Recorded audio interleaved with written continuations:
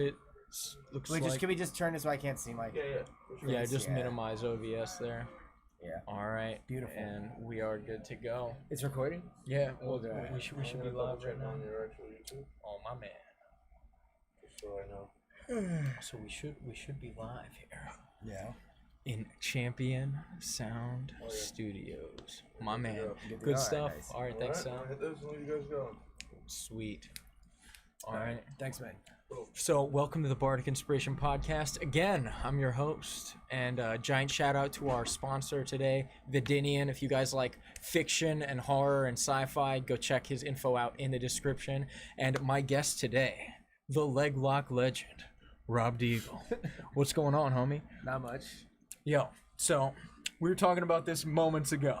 Okay. And you're obviously like a world traveling famous instructor here for jiu-jitsu. Yeah, I guess so, yeah. Where are the most attractive females? What country? I mean, it's like it's a difficult question to answer because like, okay, so like it's almost a cliche. I think the first country that came to my mind was France. I feel like that's a cliche. I've never been there, so you got to tell me why. Yeah, I mean, and the thing is I'm actually not even sure why it was because like when I say it was France, what I mean is not just like white French girls. I mean like it seemed like every type of girl that I saw in Paris was like very consistently good looking.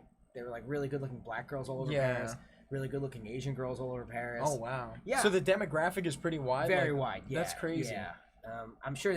I'm sure because Paris is a large metropolitan city, you're going to get that more so, right? So for instance, just as in New York or like London, right? You're gonna get like a wide sample size of different like racial and ethnic backgrounds, etc. Right? Whereas I'm sure if you went to like the middle of the French countryside or some shit, right? It's gonna be like the middle of Alabama or something. Right? It's like you're not gonna get that diversity, right?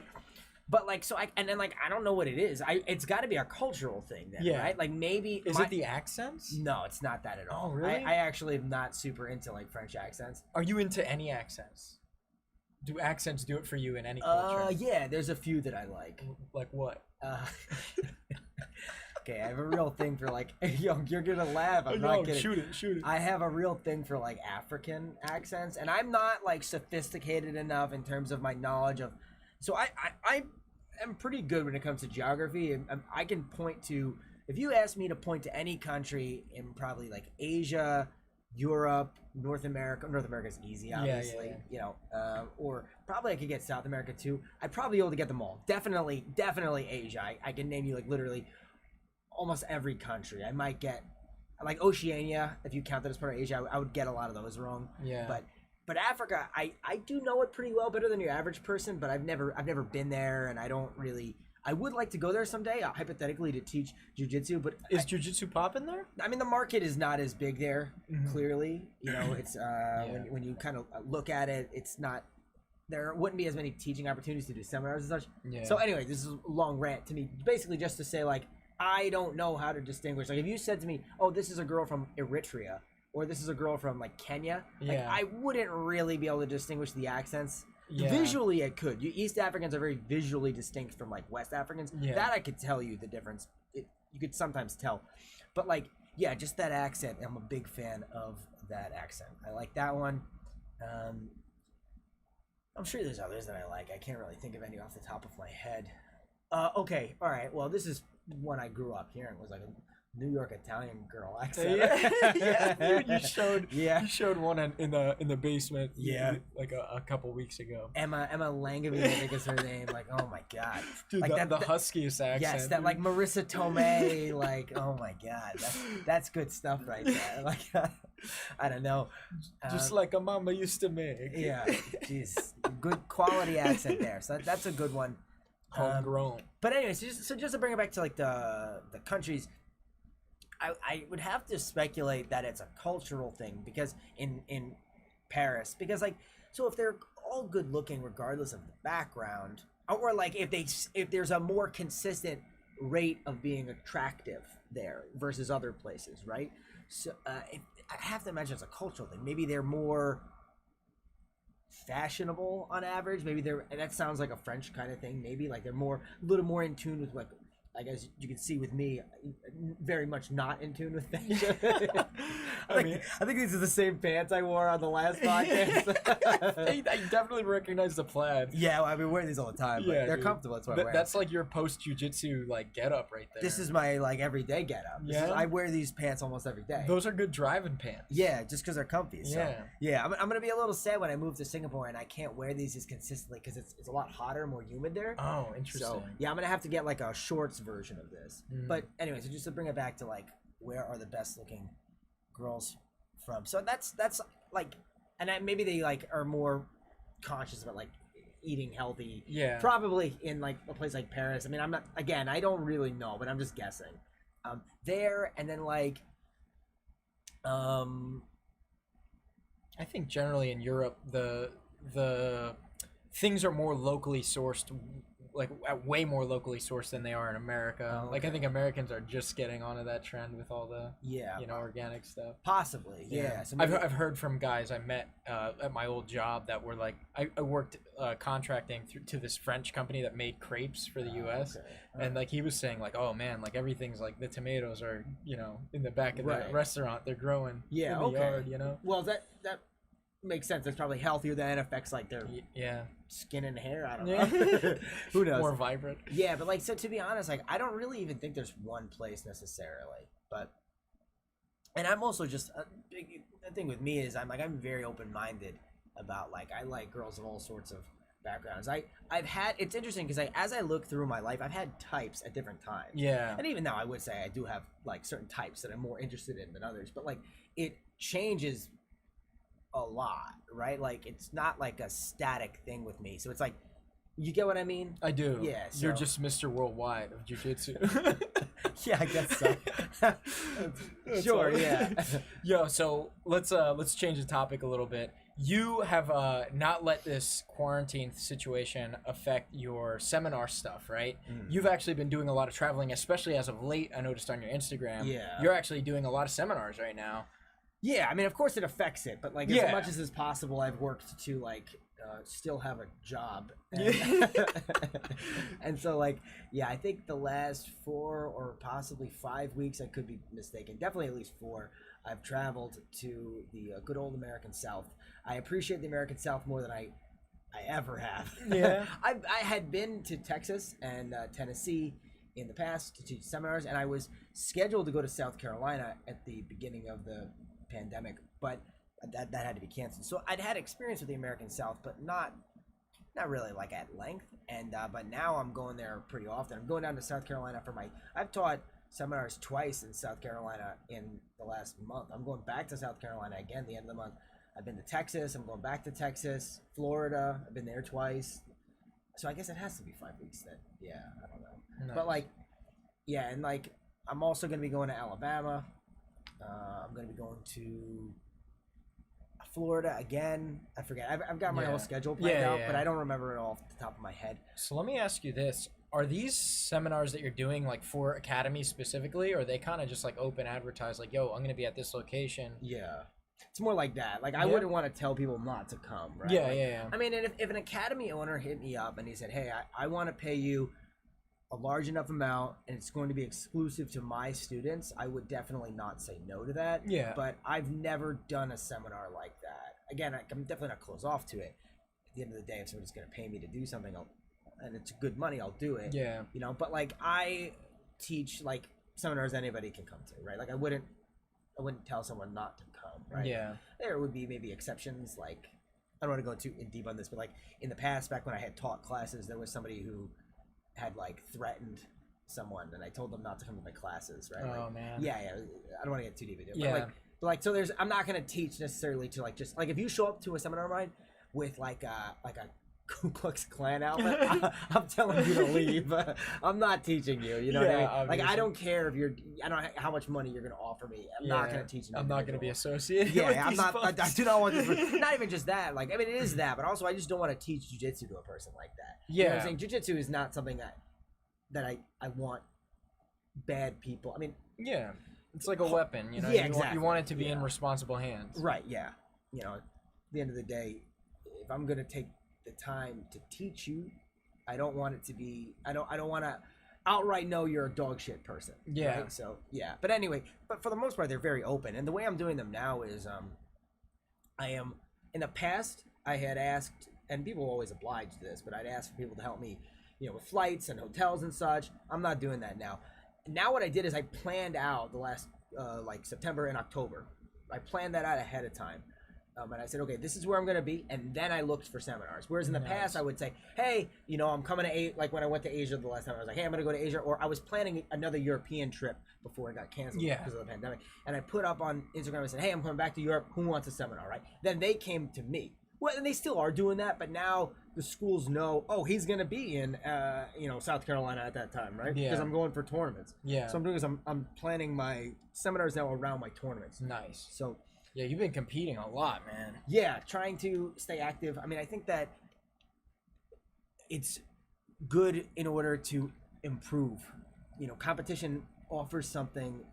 It's interesting because sometimes competitions, sometimes a match is less productive than a roll in a gym setting would be.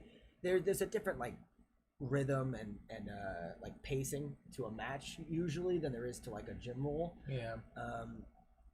Usually, I think in a negative way, actually. Yeah, I think we were touching on this where people are more distant and stalling out almost. Yeah, the consequences of getting tapped are way higher. So as a result, people do quite simply less jiu-jitsu, which it seems counterintuitive. Matt and I were talking about this at training today, where it's funny that one of the things I think that we do too much in the Black Basement, and this is gonna sound ridiculous, but I think it is actually true, is we spend too much time doing jiu-jitsu. Yeah. And what I mean by that is none of us are ever really trying to stall or disengage. We're always really engaged, experimenting. Yeah, we will willingly put ourselves into danger literally all the time. Because first of all, we trust each other, and second of all, that's a big part of how you make rapid progress over time. But something I think that we kind of need to learn to deal with a little bit more is people who don't want to do jiu-jitsu with us, which does happen more often than you think, right? And then of course you also get great matches where people come after you, which is what I want, right?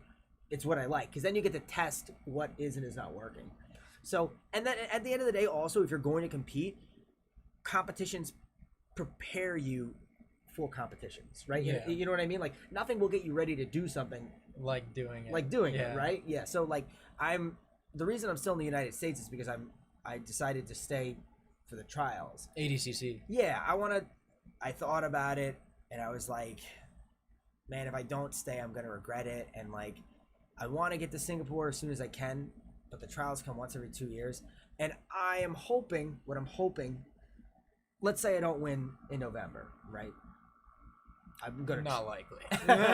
Thanks. I mean, I'm gonna try, but being realistic, I don't think anyone can actually realistically say, "Oh, I'm definitely winning trials." Right? There are guys who I consider some of the best in the world who didn't win, right? Because the thing is, you could get a tough draw. There's over 100 entrants in each bracket, right? Maybe that day, you go up against 5 killers in a row. Yeah. You're exhausted, and now the 6th guy beats you for whatever reason, right? Things can happen. So I don't think it's a safe bet for anyone to say, oh, I'm definitely going to win, right? I'm definitely going to try my best. I think I have a good shot to do very well. That's where I'll leave it at. But so anyway, let's say hypothetically, again, I don't win in November, right? The next one is probably going to be in January, February. I'm hoping by then, international restrictions have eased up and I'll be able to fly back. That one will most likely be in California. Maybe they might change it to Texas now, but it's you think they're because of the COVID thing. It's more open there. It's more relaxed. Traditionally, the West Coast trials have been in California. That's sort of the tradition, right? The East Coast ones, it's been different in the past. 1 year they had the trials in West Virginia and Florida. So that's random. Yeah, 2 East Coast states. Yeah. But it's usually it's been, especially since Moja Seam has been running things, it's always been in California, the West Coast ones, which is how I think it should be, right? It's only fair that each coast gets one trials, right? Yeah. So but anyway, so because I think that the great thing about the trials is there's 2 things that are good about them. The first one is that obviously you get the opportunity to go to the World Championships, right? That's no small thing, right? And the second thing is that because it's an open tournament, you don't have to rely on anyone like picking you to get good matches. You can, Yeah. if you go to the trials, and you keep winning your matches, there's a good chance you're gonna get a high level guy. And for someone like me, that's what I'm interested in. For me, competition more so than anything else is about testing the limits of the possible, like pursuing like the limits of technique. Like how far can this take me, right? Or how far, rather, a better way to word it would actually be, how far can I take this, right? Yeah. I'm trying to see how far I can go with it, and or how far it can go, right?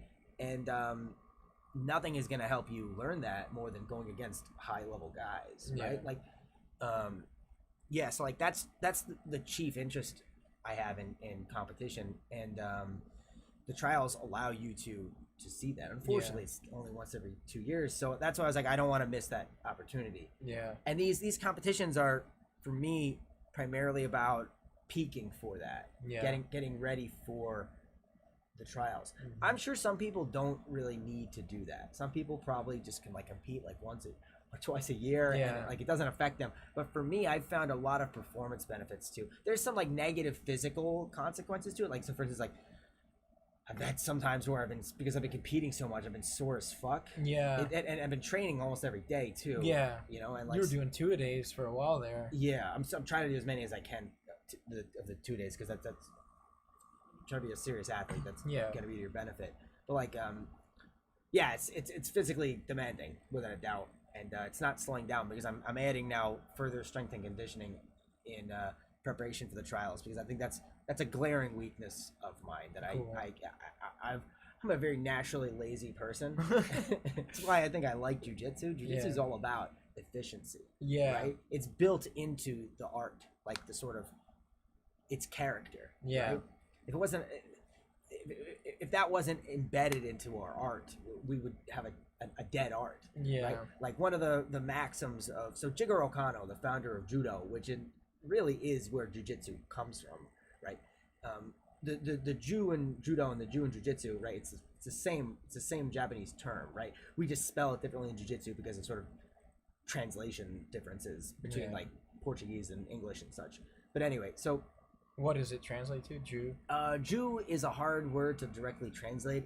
It's oftentimes translated as like the gentle art, but that's kind of not really an accurate characterization of what it's meant to imply. Ju is sort of like this idea of pliable and flexible, and you could say like adaptable. Like like Ju denotes an ability to sort of roll with the punches, if you will. Yeah. Right? Yeah. Does that make sense? Yeah, it does. Yeah. And so there's one of I'm going to butcher the Japanese pronunciation, but one of the maxims of judo that Kano laid down was Seiryoku Zenyo. Again, I probably pronounced that very badly, but the English translation of that is something like maximum efficiency, minimum effort, which is this idea that, like, if I'm going to try to solve a problem, imagine there was a tree or like a wall in front of me, and on the other side of that wall there was like a basket of food that I wanted, and you know, I just try to run through the wall for like 5 hours or something like an idiot. You know, like I'm working very hard, but I'm not really getting anywhere, right? Yeah. Whereas if I like walk around the wall or maybe climb over it, right, I circumnavigate the problem rather than just trying to go directly through it. That's jiu-jitsu or judo. The only difference in the translation, by the way, do is the Japanese term for the Chinese term Dao, the Chinese philosophical term Dao, which denotes like way, as in like a way of life, right? So what Kano wanted to do is he wanted to shift the concept of, so jitsu just means like technique or craft. So it's jiu-jitsu, the idea of jiu-jitsu is that this is just like it's like a mechanism, it's a tool, right? It's something we use to get stuff done, right?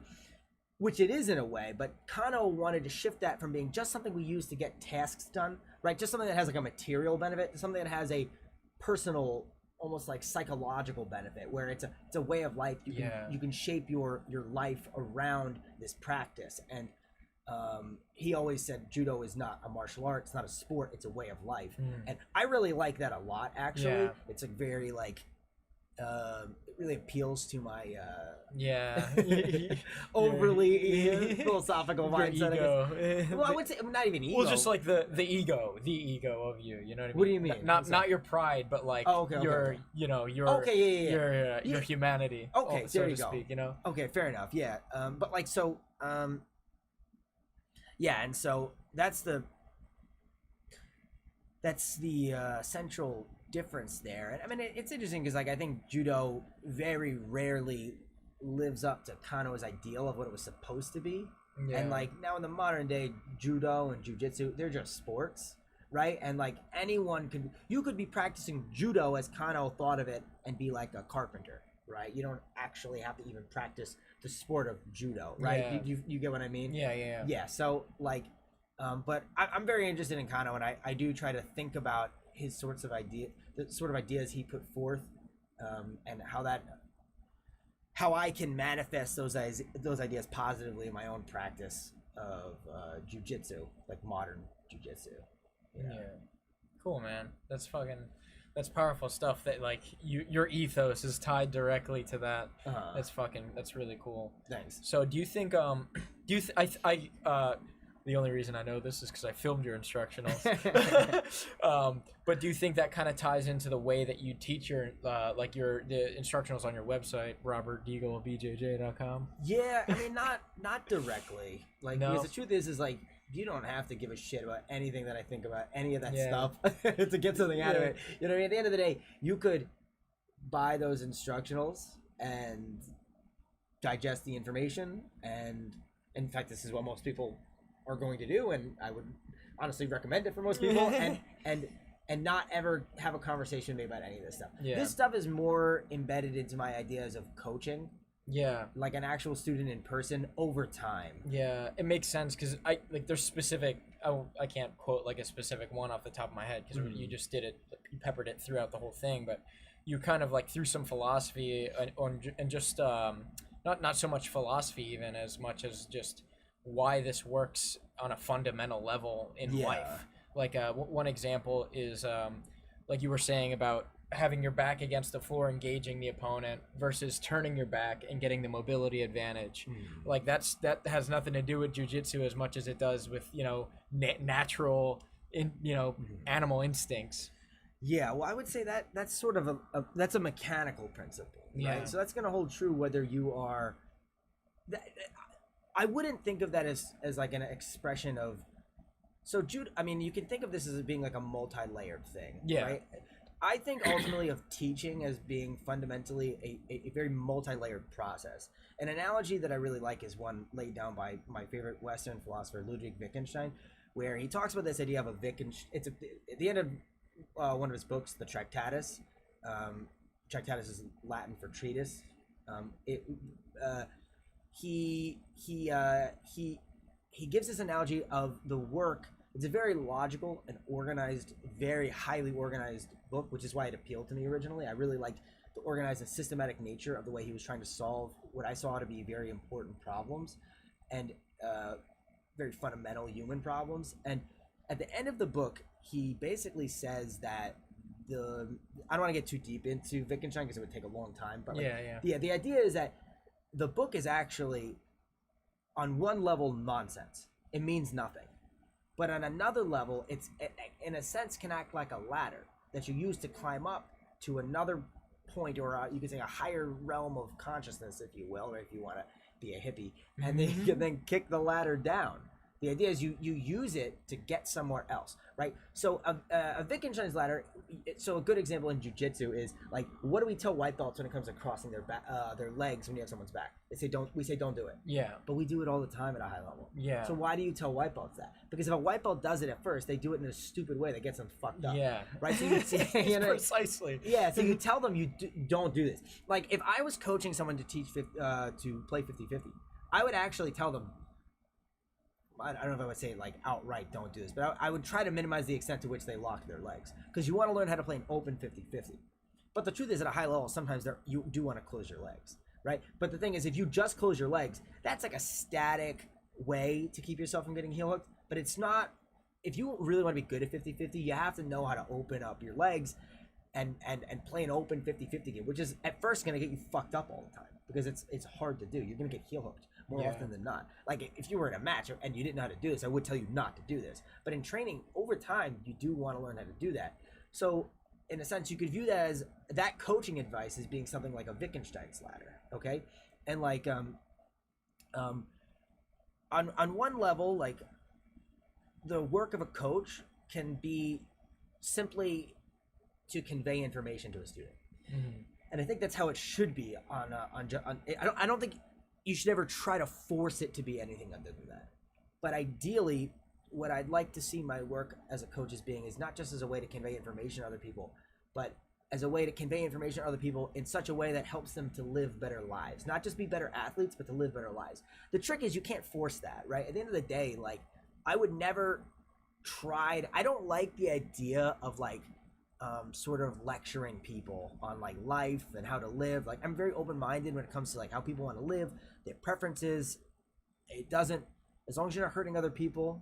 I'm very much a libertarian about that sort of a thing. Yeah. Like, I don't, that's your own prerogative, right?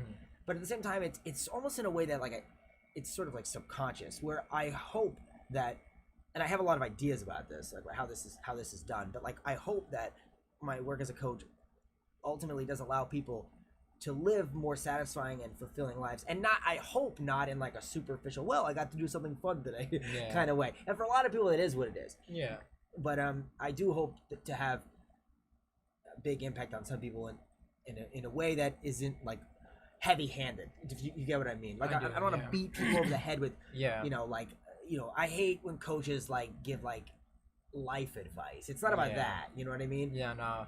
I think you kind of lead by example with this, and I can, as one of your students basically with this Black Basement Crew sessions that we've been doing, you've kind of led by example and inspired me to even like take up different strategies on of course jiu-jitsu things and like my leg lock game's night and day better than it was definitely a year ago. I can attest to that. Yeah. I was trash before, and now I'm like you're definitely getting there, dude. 100%, dude. You have a very well-suited body type for leg locks. You were saying like I have tiny feet and fucking jacked legs. It's annoying. Like, and now that you're learning what to actually do, it's like fuck. Sometimes you're a real bitch to deal with. But that means a lot coming from you. No worries, it's true. Yeah, no, but if Zach Edwards is ever watching this, I'm telling you, he's getting better at 50-50. I'm gonna get him. All right, I just doom myself with that. Maybe someday, we'll see. But yeah. No, but yeah, like I was saying, just like watching you kind of lead by example with a lot of things, like of course jiu-jitsu, right? But another thing like with the social media, right? And just you traveling to train, like you're just going way out of your way to chase, like we were saying in the car on the way over here, like you're the most about your shit dude. Like you're the S tier, like perfect example of a guy that is like that. And it's really powerful how you can emulate that, or maybe not emulate that, but cast that out for others to emulate. Like, guys, this is how you do it. Like, please, like, take this up. I want you to be better, because having a better, brotherhood or colony of people that are supporting your journey. The higher up they, a rising tide raises all ships, kind of thing.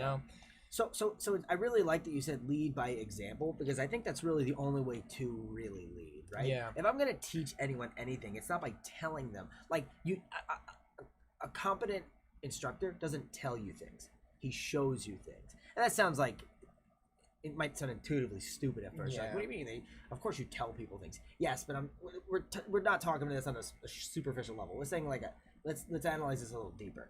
When I say they're not telling you things, it's like, imagine the difference between if I told you that's the best leg lock ever, or if I showed you. I'm speaking, but words can be used to tell someone something, or they can be used to show someone something.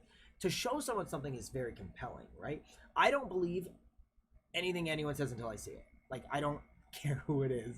I need to see it, right? Which is why I study so much tape, because I want to see stuff working, right? That's why I have, Matt came up with the idea originally, but like Jerry has been coming to our sessions and recording all of our not all of our, but a lot of our rolls, and I use this for research purposes, where now sometimes I don't always realize what I did in the moment. I go back and go, oh yeah, I did that. Oh, maybe I could have done that, right? So I'm showing myself, you know what I mean? Like you can see it. Observation is a powerful tool, and so too is it also with how you're going to live your life, right? When you can observe, when you can see what someone is doing, and it is leading, I don't want to say to positive results per se, but it's the path that they are carving out for themselves seems to do something for them, right? Seems to accomplish some purpose, you know, like that is much more compelling than, like, you know, like I hate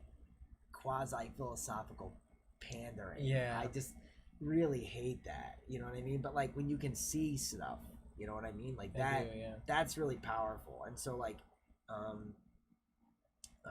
at the end of the Tractatus, Wittgenstein writes, and this is a pretty well-known line of his. He says, "Whereof one cannot speak, thereof one must remain silent." Okay. And earlier in the book, he also wrote. He said that ethics and aesthetics are one and the same. And then earlier in the book, he also wrote. He said, "This I'm paraphrasing. The other two were exact, but he said, what is valuable cannot be of the world. So it's not in the world, but it's obtained through the world. So you gain value. So we can meaningfully prefer one thing over something else, not by virtue of, on his account, anything. I think you can contest this a little bit. I don't fully agree with what he was saying, but like anything as part of the object itself, but rather something through it, right? So, okay, he said God does not reveal himself in the world. I don't remember. I'm kind of butchering it. But the idea is that, like, value is something not material. It's something, we can't talk about it, but we can experience it, right? Like, so there's no possible way description can convey to you the feeling of tasting, let's say, like, I love pistachio ice cream. It's possibly my favorite flavor of ice cream. And, like, I can't convey that to you, right? Yeah, like I don't know what that flavor is. Yeah. Oh, okay. So you. Well, no. What I'm saying is when you describe it, like you're not showing me. You're just saying like, hey, you know exactly. What I mean? You need to. I need to see it and touch it, taste it. I need to know the texture and see why it's your favorite. Right. If I want to show it to you, I've got to give you have a taste of this, right? Yeah. That's showing it to you. And with jiu-jitsu, when I take something like the dichotomy between chest and back exposure, and I try to break it down into simple mechanical terms, what I'm trying to do is, and I give that analogy of the horror movie monster and such, what I'm trying to do is I'm trying to open your eyes for you to see something you hadn't before. Rather, if I just tell you and I just go like, I don't even know how I would do it the other way. Like, and it doesn't really, it's not something I would do, and I'm not even sure how I would do it. But like, the goal of that method of coaching or teaching is to help you to see something. Like, I can't see something for you. I'm trying to lead you to be capable of seeing it yourself. Does that make sense? 100%, dude. So it's the lead horse to water, can't make him drink. Exactly. Thing, 100%. Yeah. And you won't believe it. Even if you think I'm the best coach ever. Let's say you really believe I'm the best coach ever. And I just tell you something. I don't know. I don't feel like in your heart of hearts, when it counts, when you're in that match and you need to really believe in something, well, he said it's true, but you don't, like, I don't know, just how I am, I wouldn't believe it. I have to see it for myself. Yeah. Right? And a good coach understands that and finds ways to show it to you. You know what I mean? And there's so many different ways that could be done, but like, that's my central, like, ethos as a coach. Yeah. I think another, like, kind of touching back on the leading by example thing, another thing that's really powerful for you with like your social media presence, right, is you're going out and doing competitions, and like even in your descriptions you're like, hey guys, you know, I was at, you know, this grappling industries recently, I employed this move to you know, get the heel exposure and, you know, win by, you know, heel hook in this situation. And you like, you know, you're the proof is in the pudding. Like, you're showing the video of you competing with like the breakdown of the move. And I feel like there's a lot of people on like Instagram right now that are, you know, not only just stealing stuff from your instructionals, but they're just like kind of throwing out random stuff. Like, can you touch on that a little bit? I don't want to name any names. No, you don't have to name any names. We named them back in the basement. Like, yeah, no, it's like the way I look at your opinion, yeah, on that. Well, because so it's funny because like I would not characterize myself as like a competitive person. I mean, some people hear that would be like, that's a fucking lie. Yeah. But like what I mean is I'm not competitive in the sense of like I don't actually give a shit about like being like better than other people on like a personal level. Like I just want to test the viability of techniques. That's what I've always ultimately been interested in, and I take that very seriously.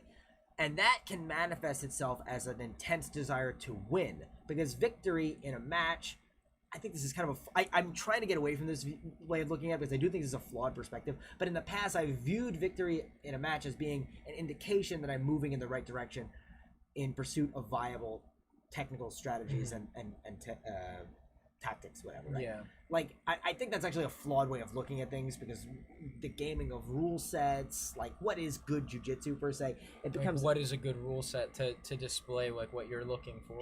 That's exactly what I'm getting at. Yeah, that's worded it better than I was wording it. Like, yeah, so it becomes sort of ambiguous at times, but like it is still somewhat that. So like I do like a part of competing that I do like is that if I go out there and I feel these things working, I'm like, okay, this is working. Something I dislike is I hate only capitalizing upon unforced errors. So my ideal is being able to compete against people who it's a contest of forced errors, where neither of us is making blatant defensive mistakes, and we're like sort of, it's like a technical engagement, and where we're both trying to impose our game on each other, and forced errors come out, right? By contrast with unforced errors, which is just sort of you are making a defensive error and your opponent is capitalizing upon it, which is a part of jiu-jitsu. It's a part of all sports, all games. But like I'm more interested in the pursuit of unforced errors, because that's something can be replicated consistently over time, in a predictable way, you know? And so to me, that's much more interesting. So when I compete and something like that happens, I really like that. I get like, so for instance, I've told in the past, like Ellis Karadag, I've competed against him multiple times, and in our last match we ever had, every match we had, he got better, and I beat him every time, but he got better every time. And it was in the last match we had, one time we actually had a draw. There was no, or actually I might have got a ref's decision. I don't remember. I didn't sub him. It wasn't a submission. Yeah, that's the point. Yeah.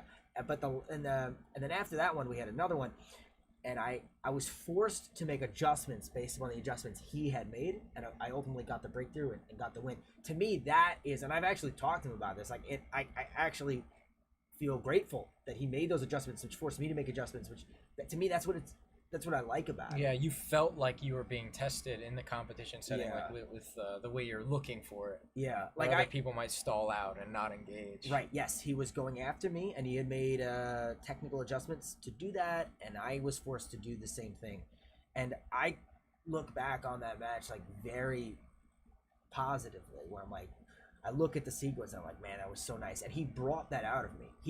That would not have happened without him. It takes two to tango. Like, beautiful jiu-jitsu only emerges when you have two people going after one another and attempting to impose a game, which brings about the need to pursue forced errors, right? It's like, it can be cool when you see a guy go out there and just bang, first shot, the guy doesn't know how to defend, he fucks him up, he gets him. Yeah, that's cool sometimes. But like, man, those matches where you see like I told Matt this actually. Matt and Brian were rolling, and I was sitting there to the side, and Jerry had recorded this roll. I'm really glad he did. I've watched it several times. It was like, those guys are both such good leg lockers. Oh yeah, dude. And the exchange was so beautiful. It was actually beautiful, and like they forced one another to display beautiful jiu-jitsu, and that beautiful jiu-jitsu is an emergent property of skill between two athletes, right? Like it comes out when you have two athletes who are highly skilled engaging one another, and then beautiful jiu-jitsu emerges from that, right? And it's like, I just love to see it. Yeah, that technical contest starts to like display itself at a high level, and you can appreciate it at a deep level. Yeah, exactly. For sure. And you just see there, I was sitting there and I was watching this roll, and I said to Matt, he hasn't done it yet, but I hope he does at some point. man, you gotta post that online. Like that was, to me, that's when I think of jiu-jitsu. Sometimes I watch 80cc matches. I'm like, that was fucking awful. Like nothing happened. There's no jiu-jitsu going on. It's just terrible. Of course, there are many beautiful 80cc matches, right? Yeah. I could think of dozens off the top of my head. But like,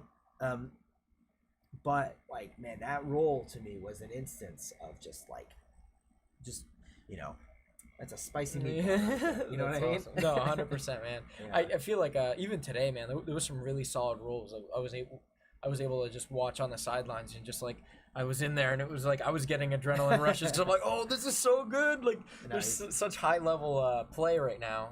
Today was a really good day in that respect. Yeah, for sure. Yeah, I agree.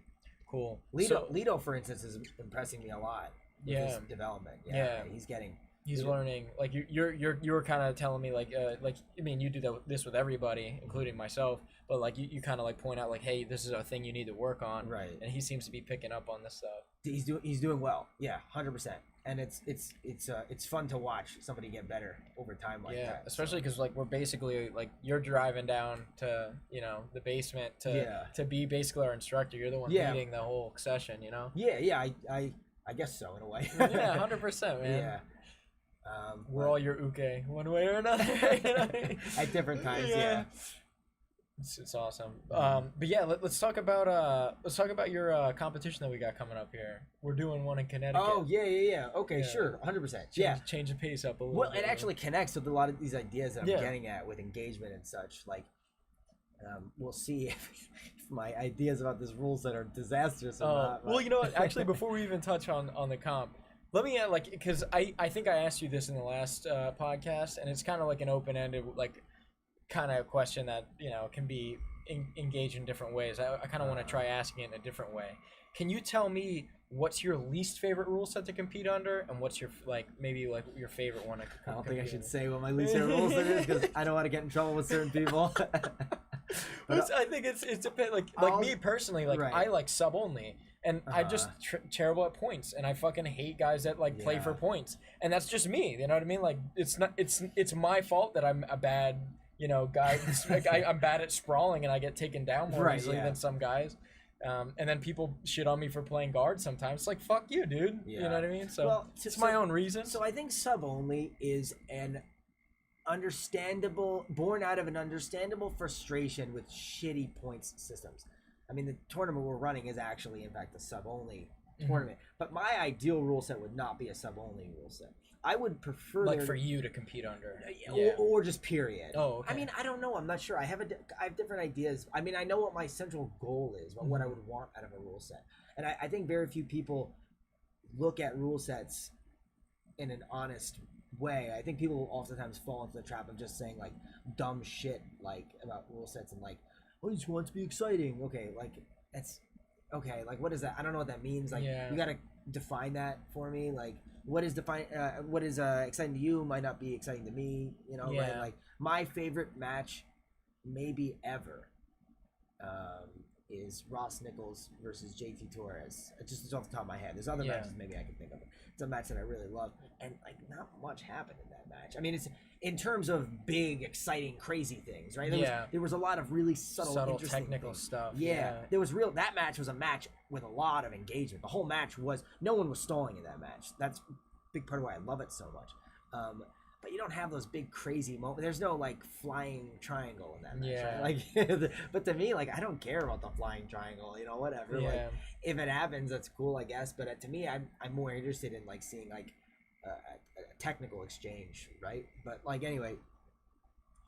And I want to be clear. Anyone that's into just the crazy big flying athletic, shit, or the big crazy, athletic, whatever, just the crazy shit, loud shit. Nothing wrong with that. 100%. I don't mean this in pretentious oh, I'm a connoisseur of jiu-jitsu. You can some of that dynamic shit is great. Even myself, if you there's reasons when you're at a tournament and someone gets fucking fireman takedown, right? You know what I mean? It's oh shit. Yeah, no, 100%. Yeah, but I'm just saying, for me personally, I don't give a fuck about that stuff, right? I care about the technical exchanges, and if there's a crazy thing as part of a technical exchange, okay, that's fine. But it's a matter of indifference to me, right? But if it is a big deal to someone else, they personally do enjoy it a lot, okay, that's fine. I really don't see an issue with it. it becomes an issue, I guess, just for me when it like sort of gets in the way of the construction of a rule set towards. I want to encourage technical exchanges. So like my ideal rule set, just to lay the basic goal of the rule set, what it would be to force engagement over time. Like I view the ideal sport as being like, I think the ideal sport is tennis or ping pong, because there's no possible way in a tennis match or a ping pong match to not engage. Like you're forced to engage. Yeah, the ball's moving, you gotta move. Exactly. Right. And that's a mechanical aspect of that game. We can't emulate that in jiu-jitsu. But a very similar sport that does force engagement very consistently is wrestling, freestyle wrestling, folk style wrestling, Greco-Roman. There's very little stalling in those sports, and that's because of a well-designed set of rule sets which encourage activity, and officiating like that's on top of the action, right? They're like very on top of what's going on. Whereas in jiu-jitsu, there are a lot of complicated reasons, but that's not really the case. You don't really have, I mean, man, I'm telling you, like, not to go too deep, but I've had some awful referees. Like I had a ref, oh God, man. Like I had to tell him to give me points at one point. Wow. Yeah, in the middle of a match, I had a guy's back and I was like, dude, 10 seconds or so went by and I was like, and I had all the prerequisites you needed. I had my hooks, you know, and I'm like, and I looked at him, I was like, where are my, it was, and I don't like to be disrespectful to refs, but I mean, like, we're talking like 10-15 seconds had gone by, and I'm like, and I don't want to start pursuing the submission until I'm sure that I got my points. Yeah. And so I'm like, ref, where are my points? And he's like, oh, they gave you the points. And I was like, what the fuck? Like, what are you doing? I was watching that match. I didn't even notice. I had another match where I scored 2 sweeps. And like, I'm looking at the scoreboard. I'm like, where are the sweeps? And I submitted a guy, so I was like, all right, whatever. Like, I took the guy's back. I submitted him. And then after I see 0 points on the board, I'm like, I scored 2 sweeps and I got his back. Mm-hmm. Like, what the fuck? Yeah. Like, anyway, so this is, I'm getting off topic. But like, the point is like, you would need, because jiu-jitsu, unlike tennis or ping pong, is not, it's a mechanical, it's like a, it's sort of like an essential aspect of tennis on a mechanical level that engagement is forced. That's not the case in jiu-jitsu. So we have to, on like a sort of like a meta rule level, construct a way for engagement to be forced, right? We can do that with, the best way to do it, I think, is with intelligent officiating, right? Stalling calls, right? Like that's one of the ways wrestling does it, right? Yeah. They're very aggressive stalling calls. I think we need that more in jiu-jitsu. But then there's a debate about, okay, what is engagement? You know what I mean? Like, so that's a whole debate that would have to be had, and there's not enough unity in the jiu-jitsu community about like some of these disparate opinions, right? Like, so yeah, that's an issue. And like, but anyway, that would be what I want out of a jiu-jitsu rule set, because so often it's not the case. I would want, as much as is possible, the rule set to, or the that we're competing under, to effectively display over time which of the two athletes has greater skill. And I don't think that always happens. Greater skill at jiu-jitsu. I would say, yeah, you could say it always shows who has greater skill. Okay, fair enough. Or not even that, but it usually shows who has greater skill.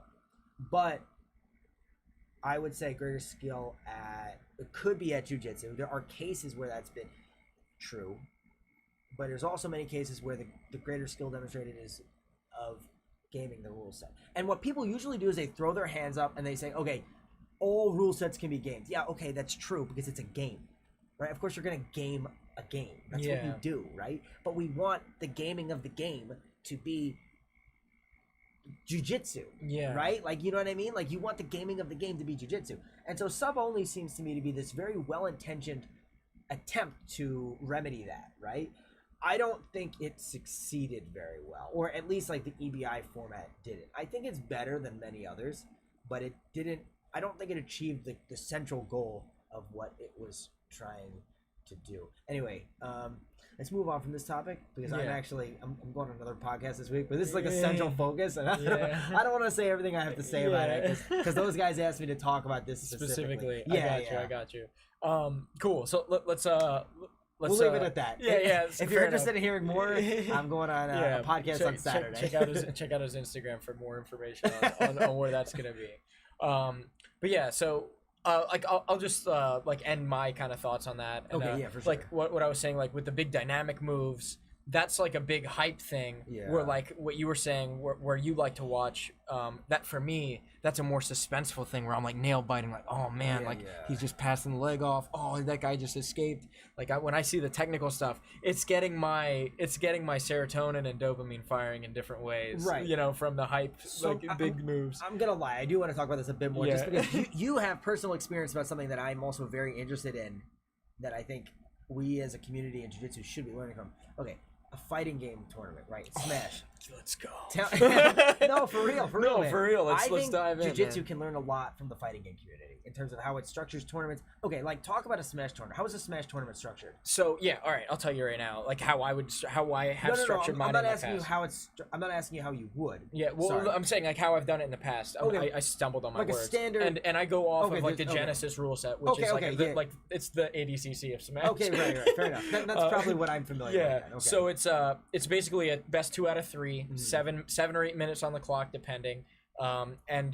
You know, there's multiple stages in Smash Bros. Obviously, and basically the first guy, it's rock paper scissors. I win. I strike this stage. You strike these two. I strike this one. This is the stage we play on. Okay, yeah. Yeah, and then there's counter picks after that. I won't get into Well, the that specifics. part wouldn't be relevant to Yeah. jiu-jitsu. Yeah, But the first precisely. part is. Yes. But even it is actually conceptually Yeah. related to jiu-jitsu. But Yeah. sorry, go on. And even like something I could talk about with like the EBI overtime stuff, like how that could maybe even be like an example of why counter picks would, like, maybe this guy is bad, like he has a bad okay, arm, right? yeah, So yeah. you want to put him in an arm bar, Right. and like what I would do with Smash is like if you won the last match, you have to choose your character before I choose mine. So if you Right, pick right. Samus, I'm gonna be like, oh, I want Fox so I can reflect back your Right, makes projectiles. sense. I'm gonna counter Yeah. pick you. But so I'm gonna in- put you in a negative position. But in Smash tournaments, they also have the losers bracket, right? Yes, in double elimination. Yeah. Right. And there are round robin and Yes. single elim, but So it depends. let's look at that. So you've got best 2 out of 3, Mhm. which is what the Takeo Grappling Invitational.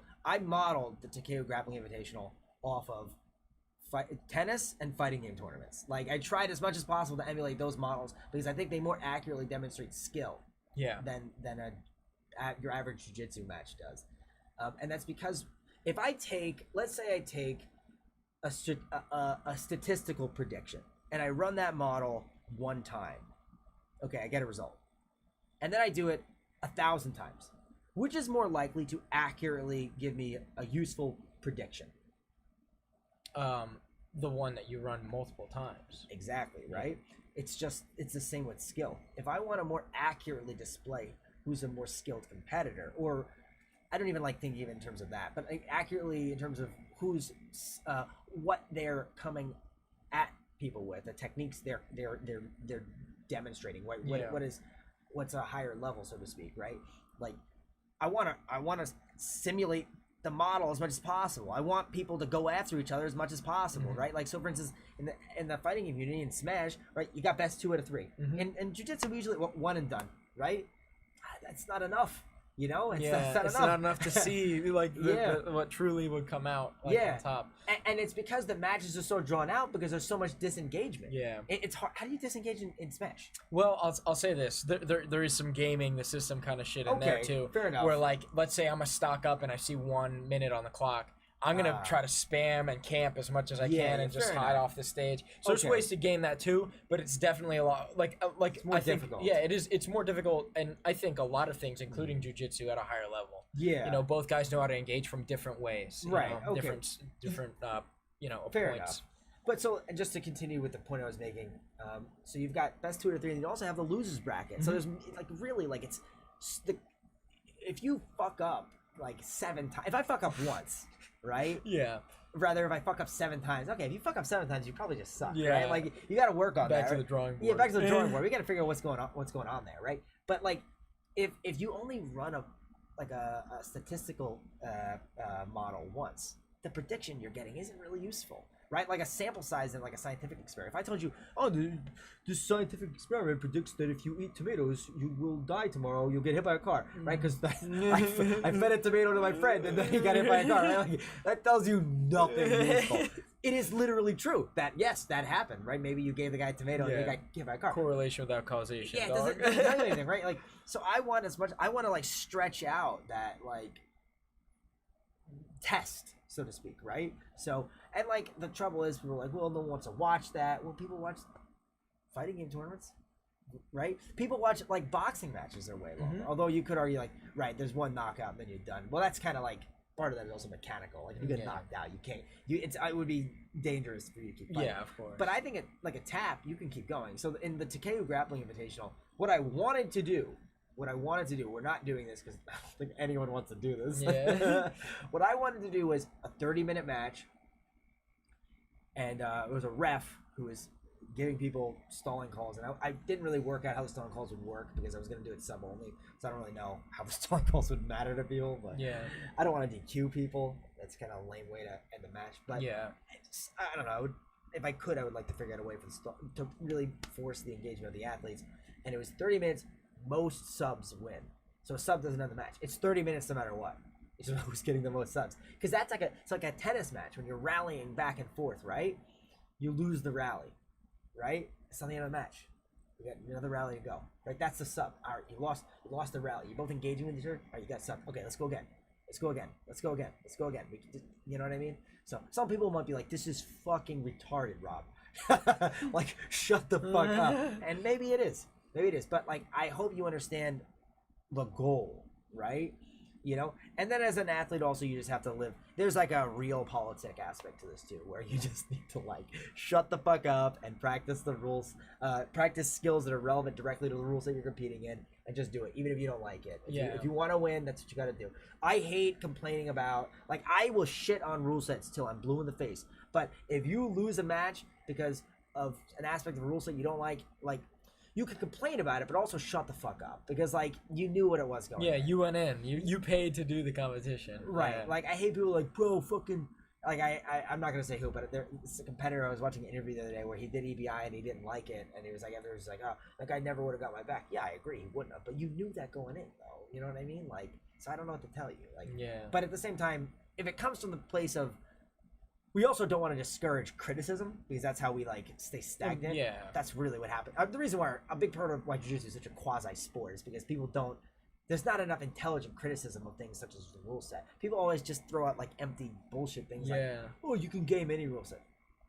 Okay, all right. So never change anything. Thanks for the feedback. Yeah, man. thanks for the feedback. Exactly. Let's just keep everything. You know, nothing. Never change anything ever. Right? Okay. What do we do with that? Yeah. But anyway. We should move on from that. Yeah, no doubt. Well, let's talk about your competition, man. Like, so what is going to be the bracket for the Tokyo Invitational? So I don't want to say any names yet because not everyone is confirmed, but it's going to be good. It's a 170-pound tournament. A lot of, like, East Coast, like, North. I think it's only East Coast. I have one guy, I think he's coming from California.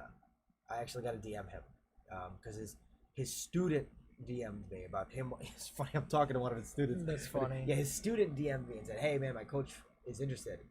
And I was like, hey, all right, have him DM me. Yeah, but then he DM'd me again. He's like, he's in. And I was like, all right, have him DM me. Like, there's still spots. Like, he can do it if he wants, you know? So,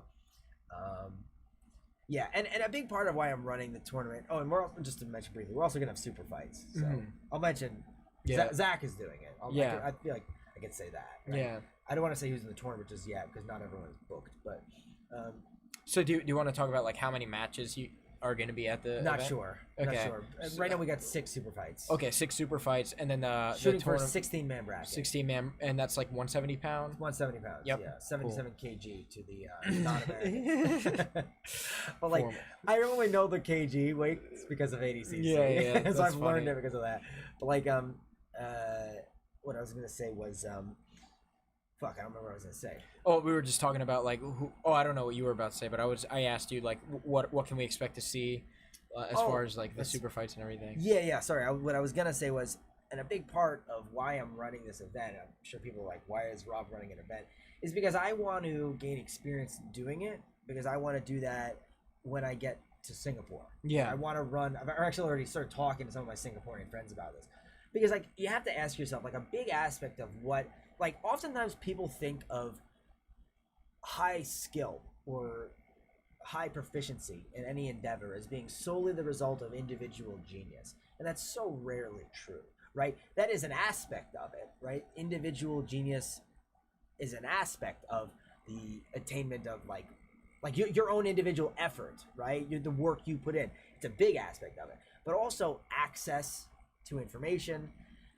Access to information can come in the form of, I kind of touched on this earlier in the podcast. Like, so if I never compete against high level guys, it's kind of hard to improve because you're not getting the feedback, right? So your access to information is quite low, right? You can speculate, you can watch videos online, and, well, all right, I don't think that would work on me. Well, would that work? I'm not sure, right? But that's speculation. You got to really feel it to know.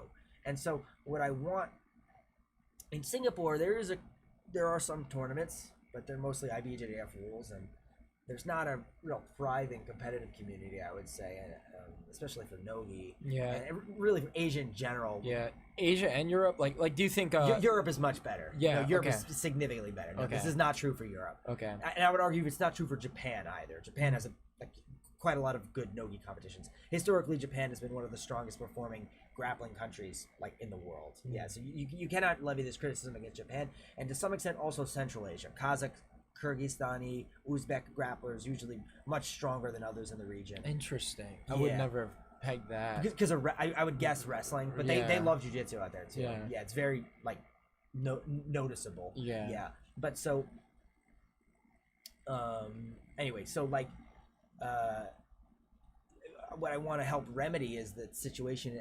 Initially, I want to do it just for Singapore, and then the goal would be hopefully to do it for Asia at large. I don't really know where I would take this.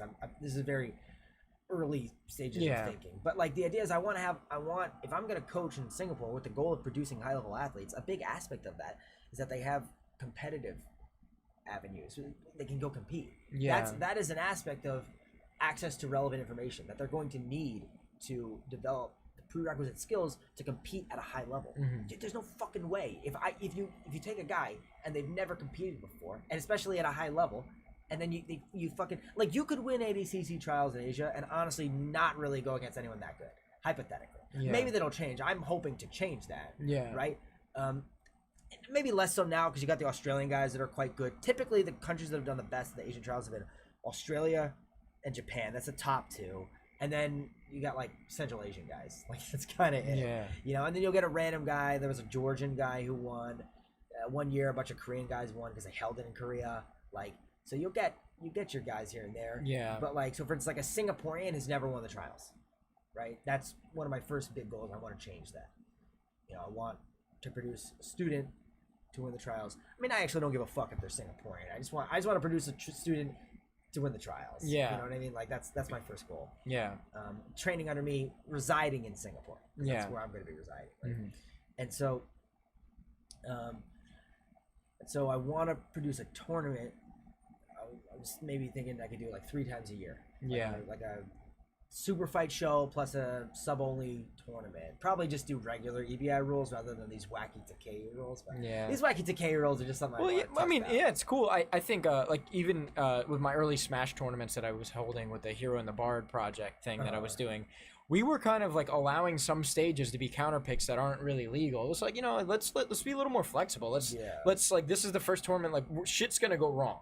Like, you know what I mean? Like, this was the first time we ever live streamed an event. Like, this was the first one we ever did. We were really flexible with shit. Like, we were trying all sorts of weird stuff, and the event went great. Like, you know, there was hang-ups on technical things, but at the end of the event, everyone was like, dude, when's the next one? This was the funnest shit I've ever done. Like, I mean, hoping this goes spectacularly well. Hoping I hope to hand off the Takeo Grappling Invitational to someone else to continue it, because I'm not going to be here to do it anymore. In Singapore, I'm probably going to go with a name something like this. I was thinking like the you could come up with a ridiculous acronym. The joke acronym I came up there was the Singapore Submission Grappling Series. So the acronym for Singapore is SG. So that would be the SGS. I wouldn't do that, but I would just do like probably the Singapore Submission. Actually, maybe name it that, just not keep the G. I don't know. Something like that, right? So just something simpler, you know. And then in time, maybe make it a whole thing in Asia, right? At first, it would just be a Singaporean thing, but the idea would be to have a competitive outlet for my students. And also, like, you'd have to, like, I've already started talking to, I DM'd a friend of mine who's a coach at another gym in Singapore, and I said, like, hey, man, like, I want to do this. Like, hey, bro, if there's no one for us to compete against, like, we can't do a tournament, right? Yeah. So I hit him up and I was like, hey man, like I want to do this. Like I want your involvement. You can bring some of your athletes. I can bring mine. I want to put together something cool, right? And I actually want to. The first one, I want to do 2 weight classes and then some super fights, and I want to do one of the weight classes because I want to compete too. Yeah. And I'm gonna be based in Singapore. Why not? Right? Yeah. And it's but yeah. So like you know but you know that the main part is because I want my students to be able to have a competitive outlet. Yeah. And then I've also thought about like maybe I could do like open tournaments in Singapore. I'm not sure. I'm gonna take one step at a time, but this is definitely something I'm thinking about, and I'm thinking about it because of how I think it has a positive benefit for the development of high-level grapplers. You know, like no one becomes a master at something in isolation, right? Like this is might sound counterintuitive, but like even if you're very, very much like a proactive self-starter, like the closer you're capable of engaging with a community like that is like intensely engaged with a topic, the better off you're going to be. So for instance, like there was a book I read years ago that was very influential in my thought on this topic. I forget the exact title, but it's called like The Sociology of Genius. And the book was basically about why is it the case that certain philosophical traditions in world history have had very like clear tendencies, French philosophy, German philosophy, Indian philosophy, etc., right? Why has that been the case?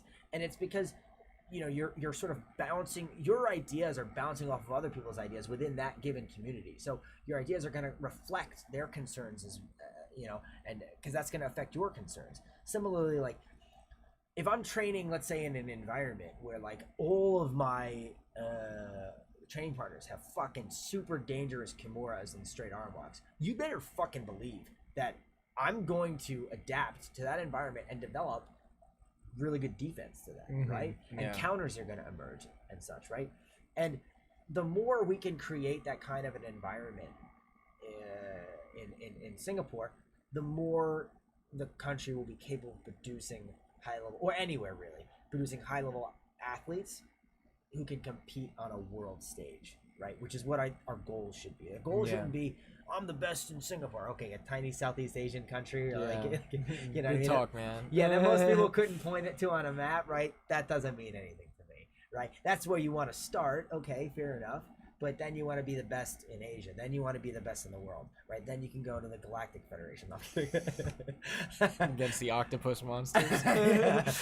But like, yeah. So that's like the goal, and it's not. And what's interesting to me is like, I said earlier, I said I'm not really I wouldn't characterize myself as a hyper competitive person. I think people hear that, like, what the fuck are you talking about? You're trying to be the best in the world. Because that's sort of how I can test what I'm working with. Keep by pushing the level as much as I can, right? So no one can tell.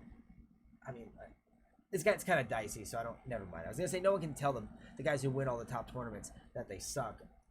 It's hard to say that, but you could still argue, oh, you're gaming all the rule sets, right?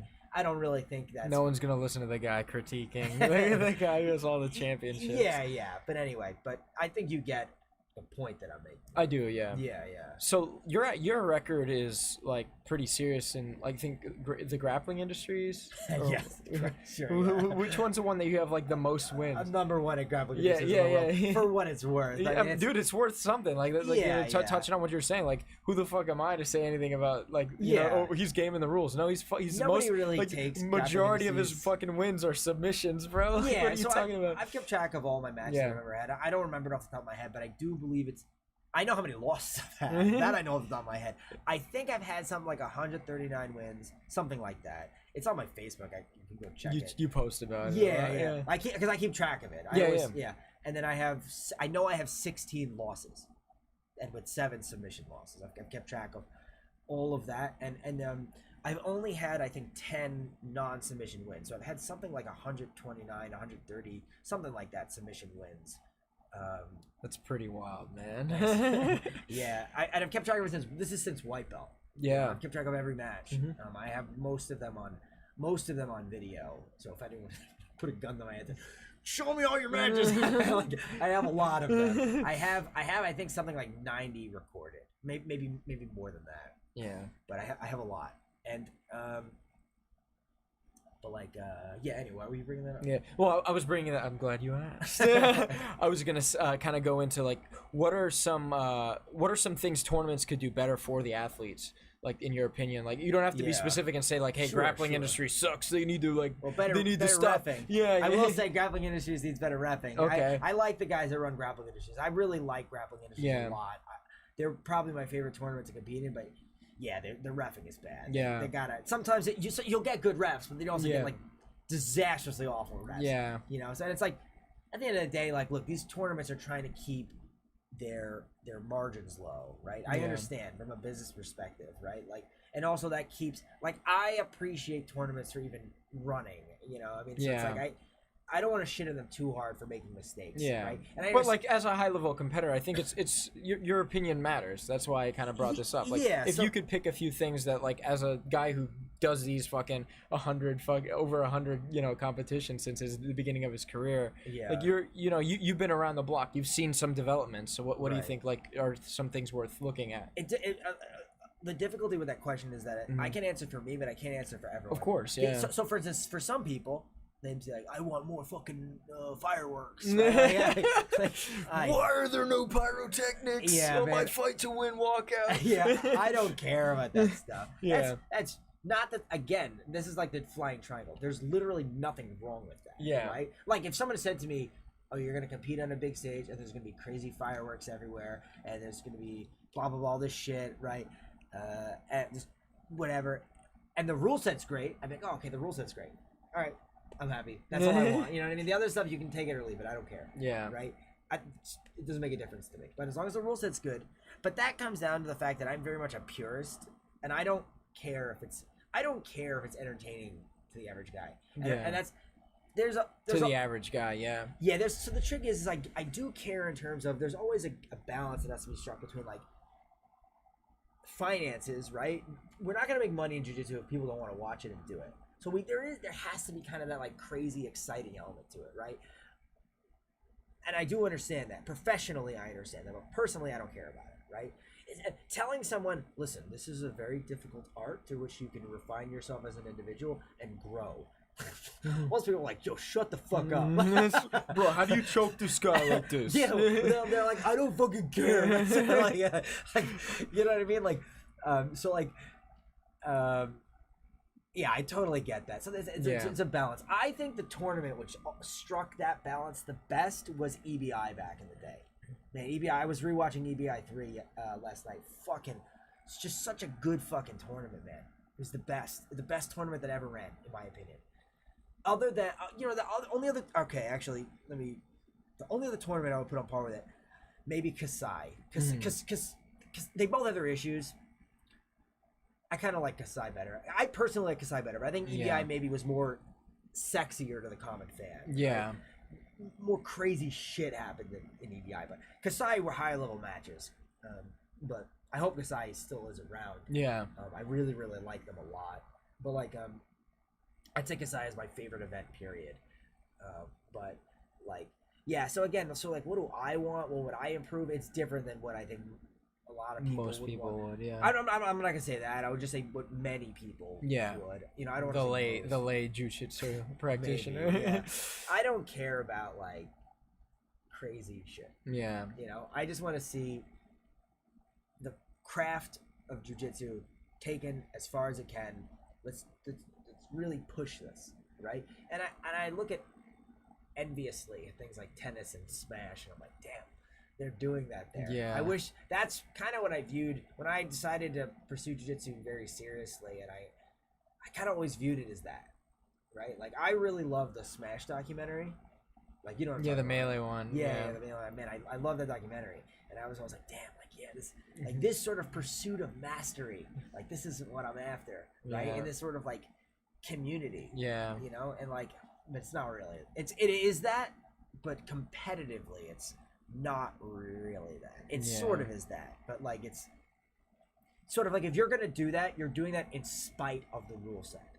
Yeah, right? You know what I mean? It like you're not makes doing sense, it because of the rule set. Like if you want to become like the truth is, if you want to become the best in the world at no-gi jiu-jitsu, why would you waste your time with things like leg locks? I really mean that. Like, if you want to win the best tournament in the world, literally just work on your wrestling and then work on your submission defense and take steroids. That's it. You know what I mean? Like, why would you work on your arm locks? It's like, bro, it's wasting your training time. Yeah. This is stupid. You know what I mean? Like, that's all you should do. But you shouldn't do that because that's not what jiu-jitsu has to offer you. You know what I mean? That's Yeah. Like, it's not just about winning that gold. It's about how does the practice of this art take you somewhere. You know what I mean? Yeah. So, yeah, I'm really belaboring this point, I think. Yeah, no. I mean, you're just hitting the nail on the head, man. Okay. I think you're on top of it. Do you want to mention anything else about the Takyu thing? Like, are we taking any more super fights? Anyone watching this live right now might be interested in. If anyone wants a super fight, hit me up. You know, I'm very open to putting exciting grapplers on. Yeah. Yeah, and it's gonna be in Connecticut on October 4th, which is a Sunday. Yeah, I don't even know what we're talking about. I wish you didn't even say the state. Yeah, it's okay. Don't worry about it. It's gonna be in the Northeast Coast. It's gonna be in Cancun, Mexico. Everyone's like, how am I gonna get there? For real. It's like, bring your passport. Yeah. All right, let's drastically change the topic here. This is kind of a controversial thing that's been, like, you know, circulating in the news a lot. Okay. What do you think about like the opinion that cops should have like jiu-jitsu training? I'm not gonna talk about this. No, you don't even want to touch on it at all? Talk about this. As soon as you said Too controversial touchy. topic in the news. Nope, sorry. Let's go to the next topic. All right, man. I was expecting you to have some good feedback on that. I don't have. I just. It's not really important. Like, really? Like, I don't want to get into my own political views, but like, giving cops jiu-jitsu is not the solution. Okay. Yeah. All right. And it's a dumb, like, it's a way for jiu-jitsu instructors to sell more memberships. I mean, I guess, but That's I what think like it is. I think like the confidence thing that comes with knowing. I know like, a lot some- of unconfident jiu-jitsu guys that are very skilled, so I don't really think jiu-jitsu Yeah. necessarily increases your confidence. It can, but not necessarily. And I think there are more important things to be mandating cops to be doing than jiu-jitsu. If you're a cop and you want to do jiu-jitsu on the side, right? Some of our training partners in the black basement are police officers, right? That's great, right? You're definitely going to be more capable of restraining someone in a safe way. But the amount of time you have to invest to attain that level of skill, if you don't actually want to be doing this, you're not really going to get there. Like, a little bit of jiu-jitsu means nothing. It's either a lot or it's nothing. You know what I mean? Okay, fair enough. I mean, I fair enough. I think that's significant. Like, for the skill disparity to, you know, Means something. to mean something against like a desperate crackhead that's gonna do anything to get away from it. Right, I yeah. guess, you know, you need to have significant skill. That makes sense. Yeah. Cool. All But right, anyway, man. let's move on. Yeah, I don't want yeah. to get political. Yeah. I got you. Cool. So let me ask you, like, are there any competitions like you're really looking forward to doing like in the foreseeable future here? Not really. I'm gonna do Just the I'm gonna do trials. the trials, but like when I say I'm looking forward to it, no, not really. It's gonna be a nightmare. The last one. I can tell you some funny stories Yeah. about the last trials. I was the first competitor at the venue. Yeah.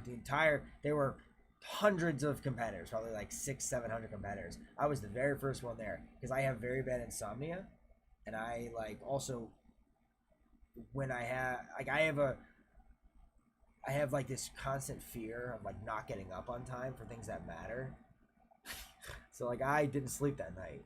That's I crazy. I just drank like a bang, and I just drove to the venue in the middle of the night, listening to like Metallica, and then like not the best way to start. Like I was getting too hyped up, honestly. Yo. I don't really recommend that kind of thing. But then I got to the venue and I just sort of waited. I just sat there in my car like a potential serial killer, you know, just waiting for the We got the best parking spot. yeah, I was just like, yeah. I mean, I've always had insomnia, and like, there have been I just have this constant fear of not waking up on time for things. Like I had a week once when I was still in college where this is the worst week I've ever had in terms of my insomnia. I was awake actually all week, like not a joke. You didn't sleep at all. Maybe That's crazy. Maybe 6 days. Why? I don't know. I think I was nervous about. I was in charge of. I was the president of a school club. So meaningless. So like, I was like running an event for Halloween, and like I really wanted it to go well. And like I had classes and stuff, and a lot of things were stressing me out. So I legitimately did not sleep for like 6 days.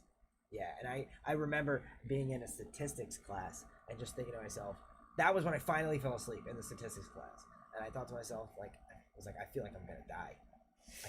Like, How many days in was stats? that was 6 days. Oh, No the sleep. 6th day. Yeah, it's really bad. Oh my god, Yeah, that sounds like a nightmare. it was bad. Why are you like this? I don't know. I'm not sure. That's crazy, man. But it was like that for the trials. Yeah, that was yeah. only one day. Yeah, that was yeah. like, so that was a 48-hour stretch of time that I was awake. Like I remember sitting up by the mats with Ethan Krellinston, and we were warming up, and I was thinking like, I was already 2 matches down, and I was like, bro, I feel like I'm gonna fall asleep. Yeah, so not a great that. Yeah, the bang probably, like, once that tapered off, bro, you were probably crashing chemically in your mind. Maybe I'm not sure. I mean, I'm very used to high intake of caffeine. Like, Yeah. I'm essentially a caffeine addict, and like, I think it was just lack of sleep that it really was affecting me then. But yeah, so anyway, man, that's like not an excuse for not winning. You know, 'cause Yeah. the truth is, I could have gone to sleep, right? Like Yeah. I it's something like competition performance. A big part of it is also like knowing how to establish the right conditions for success, right? Working on your strength and conditioning, right? Like, I don't like excuses. Like, we can give reasons, but you shouldn't be giving excuses. Yeah. Like, if you have an excuse, like, it's like, shut the fuck up. Like, you Yeah. know what I mean? Like, you know what I'm saying? If you got shit cardio, which I've had in matches, right? Like, okay, like, it's because I was a lazy fuck. Yeah. Right? I have to fix that. If I had insomnia issues, I gotta fix it. And I've tried it. Different things. I've taken like melatonin before, but didn't do shit. The best thing for me in terms of my insomnia has always just been like not fighting it too hard. Like I'm gonna be up to probably like, I'm getting up tomorrow at like 6 a.m. to run, and I'm gonna be up probably to like 1. Just like not fighting it too hard. Like I've been used to like not getting a lot of sleep, you know. And I've learned when I don't fight it too hard, I just sort of accept, okay, I'm gonna be awake. You know, That's pretty crazy. then man. eventually I'll fall asleep. I have like the opposite problem. I think it actually came like from the military for me. Like, Yeah. I just fall asleep really easily. Like, if I'm tired, like, and it's bad. Like, when I drive, like, that's the reason I drive a stick shift car. Yeah. It's because like it's constantly keeping me engaged. Right. If I have an automatic and it's comfortable and I have air conditioning and I'm Right. chilling, dude, I'll kill myself. Jeez, yeah. Oh It's man. not good. Oh no. Yeah, man. I can't be too complacent, or else like I fall asleep. Yeah. I'm I've not. done that in a Humvee before. Oh Jesus Christ. It's fucked up, Yeah, I man. don't know why I'm not like that. I'll stay Yeah. awake. Like, I think I've gotten much better with my sleep. But back when Henzo's was open, and we would start training at about like 7:30. Anyone that trains there knows why I'm doing this. like back when we were starting training, then like, I would probably get 4 hours of sleep on average a night. You know, because I was doing a lot of other things too. You know, for most of my time training, I was also a full-time student. I was working and I was training like twice a day. That's crazy. Yeah, so I was getting like no sleep. Were there days where you like went into Odin sleep and just crashed for like a whole day? Like on the weekends, yeah. Yeah. There was one time in high school, I remember thinking, because I had these insomnia issues in high school. I remember one time thinking like, because like you won't sleep for a while and then you'll just fucking die. Yeah. Right? And I remember thinking once in high school, like I was going 48 hours, no sleep, just couldn't sleep. I don't even know why. I remember thinking like, all I want to do is just sleep forever. I was like, I just want to fall asleep, just do that for as long as I can, you know? And I was on my way to school when I had that thought. Yeah. I don't remember what caused that lack of sleep during that time, but yeah. Yeah, that's crazy, man. And you're like it's crazy to think about like how high of a level you're chasing this, and with like such a like with such a weight of having like that issue. Maybe, like, yeah. I mean, that's significant. Like for me, like I guess I'm looking at it from my perspective, because like Yeah. I drag ass if I have less than like if for me, if I was like that situation where I was sleep deprived going into a competition, I would just die. Yeah. Like I would just tap immediately. Like I want to tap so I can go to sleep. I think that it's not fair for me to say that I have I'm not like disabled or something, right? Like, Yeah. I'm not, I mean, you know what it's I mean? just it's like a it's We all have- almost like a character flaw to some extent. you yeah, know I what won't mean? disagree with that. We all have personal advantages and disadvantages. Yeah. I'm very aware of what my personal advantages and disadvantages are, I hope. And I think I am. I think I'm pretty self-aware about them. And like, you know, it's just about making use of what you've got to compensate for what you don't. have. You know what I mean? Yeah. And like that's something that I don't have, right? Like I'll never be a super athlete, right? I'm never gonna be like a crazy athletic guy. Have you tried steroids? No comment. Oh my god, anyway. Yeah, big fan. No, but like, so like, but I know what I have, Yeah. right? So You're really logical and well calculated in Yeah. your game. I don't want to say it because I sound like a douchebag. Yeah, but, like, I'll say yes, it. Like it's I definitely fucking- true. It's like that's your jam, dog. Yeah, like I don't think most jiu-jitsu practitioners know much about data curation. You know what I mean? Like, Mhm. not, you know what I mean? And like, Yeah, you brought this up in the chat. yeah, that's a the other personal day. advantage that I have because, like, you know, and it's not even a I don't like to delve into things like I think when people start talking about like, well, I'm so smart, right? You're probably a fucking retard, actually. Like, the trick is like, it's a matter of access to information, and a lot of that access to information has been born out of the fact that I've actively pursued it. Yeah. Right? You could have found it too if you looked for it. You know what I mean? Like you just, it's out there. You gotta. One of the deepest things anyone ever said to me. This was an old training partner of mine. He said, the answers are in terms of jiu-jitsu. The answers are all out there. You just gotta look to find it. The idea was that he was getting at was that if you watch tape, you'll figure shit out. And this was one of the big things that really started. This was back. I was very young when I heard this from my training partner. I was like 18, 19 or something. And this is one of the reasons I started studying tape. Because this idea of, oh yeah, okay, that you can see these guys that have already done this stuff before. That's the raw data of our field. And now our goal as researchers is to take this raw data and convert it into information and then knowledge that we can, and then it's about conveying that to others. You know what I mean? Yeah. Like, yeah. So like, it's there. You just gotta look for it. And like, one of my strongest assets is a willingness to do that. And in fact, I would even go beyond a willingness. It's literally what I like to do more than anything. If it wasn't for that, I wouldn't want to do this. Like I like my favorite places to be are jiu-jitsu academies and libraries. Like I love libraries. Like I love sitting in libraries for long periods of time, just going through tape. You know, just quiet space. Because what a library is, it's a quiet space where you can engage in long form, uninterrupted research. Yeah. Right?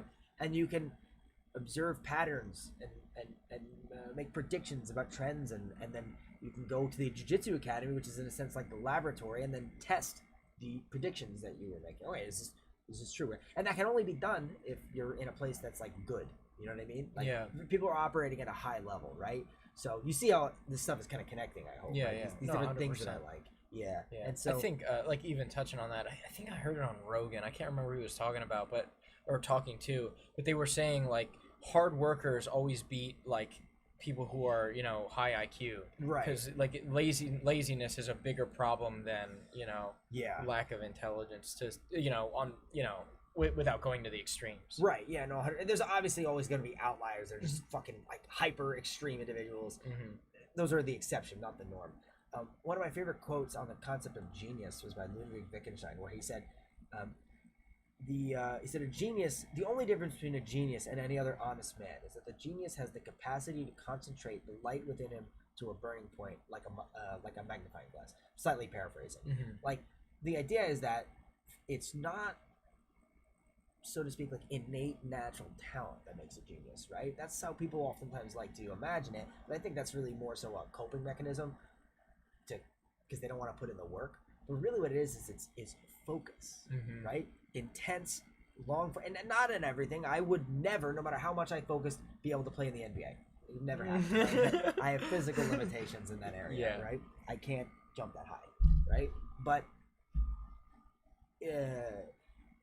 we can, in many other areas, it's the difference between a mediocre talent and a genius, so to speak, is the capacity you have to focus on something. And that there are many factors that go into it. There's socioeconomic factors, there are broader environmental factors, right? If I'm like, for instance, contrast these two individuals. If I'm born in Sao Paulo, right, and I'm born in, like, let's say like the capital of say Bhutan, right? Bhutan's like a small country in South Asia.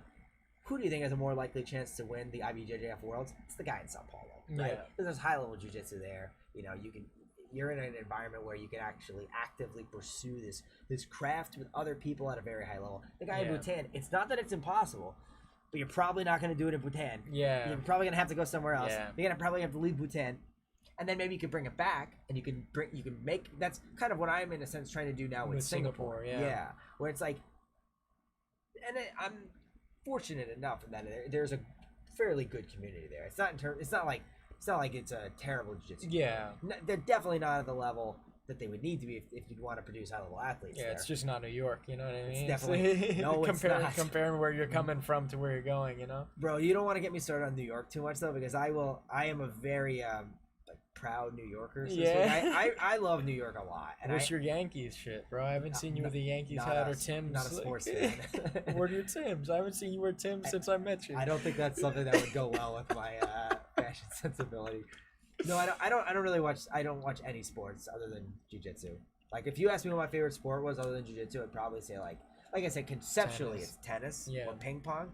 Or like Super Smash Bros. Like this is esports, yo. Yeah, like I don't even watch that much of that. I really just watch a lot of jiu-jitsu. Like I've always kind of been like this, where sometimes I will get stressed out if I'm not doing stuff that's related to jiu-jitsu. It's hard for me to. I really try to make sure that I have hobbies, like the train thing we talked on the last podcast. Like I really do like trains from a conceptual perspective, and I try to cultivate that interest. Because I want to make sure I do have other things that I'm interested in other than jiu-jitsu. I think it's do you have any like leisure maybe that's not the right word. Do you play chess or anything like that? You don't play video games? You don't have any other like competitive thing that you do? No. Man, you know what I've been doing lately with like Valley Jiu-Jitsu is like my main gym with Andrew Cockle. Well, debatable. Not when we're talking leg lock. But what we've been doing on Monday nights is we play Settlers of Catan. Okay, that's cool. Yeah, dude, it's like it's great because there's strategy in there, and you get to kind of see how your teammates think outside of the realm of jiu-jitsu. That's still like a competitive this for that, because especially Catan, because it's oh my god. I like very casually played Brawl with some friends of mine in college who were like competitive players. Yeah, and I was interested in the meta. I played Pit. Raining those arrows with the loops. Yeah, I was interested in it, and I am still interested in it. I'll like watch it sometimes. Like I like watching pro games. It's probably my favorite sport is Smash. It's funny, man. And because Brawl was the one I was first introduced to, I have a soft spot. I know Brawl is sort of like shitted on sometimes. Dude, people shit on Brawl, but like Pit is one of my mains in the newest one, and he was my main in Brawl too. Okay, there you go. And like that's the game Pit came from, and Brawl is the only one that has a good story mode in my opinion. Okay. The subspace episode. I never played it. Dude, I don't know. Everyone like you ask any like legit like fan like franchise Smash fan, they're all like, "Yo, don't fucking shit on Brawl, bro. It's the only one with a good storyline. Fuck off." There you go. You know, so I'm with you, man, bro. I thought Brawl was a pretty good game. But that was the only other like competitive hobby I ever had, where like I had fun where like I would go into the gaming room of my college and they'd be playing. I met them because I went in there one day and I played Smash as a kid, and I saw them and I was playing it, and they told me about the Smash documentary. I watched it. I was like, this is so fucking cool. But I was like, I know I'm not gonna invest the time in it to be a pro player. Yeah. Like I know that's not gonna happen because I was very much in love with jiu-jitsu. Yeah. And at the time I thought I was going to become a philosophy professor. That was kind of the route I was going down. But at the same time I was like, this is like a cool, because it's funny, like before that I had thought about, I want to kind of pick up another competitive hobby. And one of my friends, his name's Trevor, he was trying to get me into basketball. And for like a week I gave it a shot, but I was like, this is not happening. It's like, bro, come on. Yeah. I mean, am I being punked right now? No, I swear to God, I really was like, it's just a hobby. But I was like, I sucked. I don't have to be the best at something to enjoy it, but I gotta be competent. Yeah, fair enough. I fucking hated it. I was like, I'm an ass. Like, dude, I would love to have like a college basketball player on my podcast just so I can play them and just get demolished. Oh my God. Dude, basketball is by far the worst sport for me. Yeah. I'm so bad at basketball. Jeez. And I came from like I grew up in a city, like, you know. Where'd you grow up? Reading, PA. Oh, okay, it's like a mini Philly. It's like a dump, right? Yeah, I mean it's pretty dumb, dude. For real. I'm sorry. It is, bro. It made the year I graduated high school. it was in the top 10 most poverty cities in the United God. States. So you can Jesus. imagine, like, you know, Wow. like there's a lot of That's brutal. you know, not very wealthy people there. Right. But basketball was a big thing. Oh my God. There, you know what I mean? Like, just like all the parks had basketball courts, and like I was always ass at basketball. I'm like, Yeah. yo, let's play fucking dodgeball or something. Like, I fucking hate basketball, bro. Fair I'm enough. trash at this shit. I never Yeah. wanted to play it. I was always so bad. Well, so you understand then why I quit the basketball. Dude, 100%. You know what I used to like to do? Trick shots. And no Yeah, one was yeah. interested in sitting there with me for 15 minutes trying to cherry bomb the fucking A basketball. part of it also is that like a kind of a part of that I like something I like about any competitive game is like the experimentation aspect. Oh. And like I remember for like a day I was like, can we experiment with how we're shooting this shot? And I was like throwing it between my legs. Everyone's like, yo, shut the fuck up, just do it like this. And I was like, I don't. Well, I was like, bro, you guys are too fucking rigid. I'm not about this. Yeah, like, it wasn't fun, dude. But I mean, that's the established way to play the game, right? Yeah, I mean, it's a tried and true method. You know what I mean? Right. And so like I got into Brawl just because of these guys. I thought it was fun, and like I was never good. I was like, if you compare me to Jiu-jitsu, I was like probably a blue belt. I think I got my blue belt. I was Yeah. good enough to be, because like I would smash your average guy that came in the, like some random guy would come in the room and I would fuck their day up. Yeah. But then like my friends who were more serious about it Yeah. would Brown belt demolish. types. Yeah, they all played. Who's the guy? Meta Knight.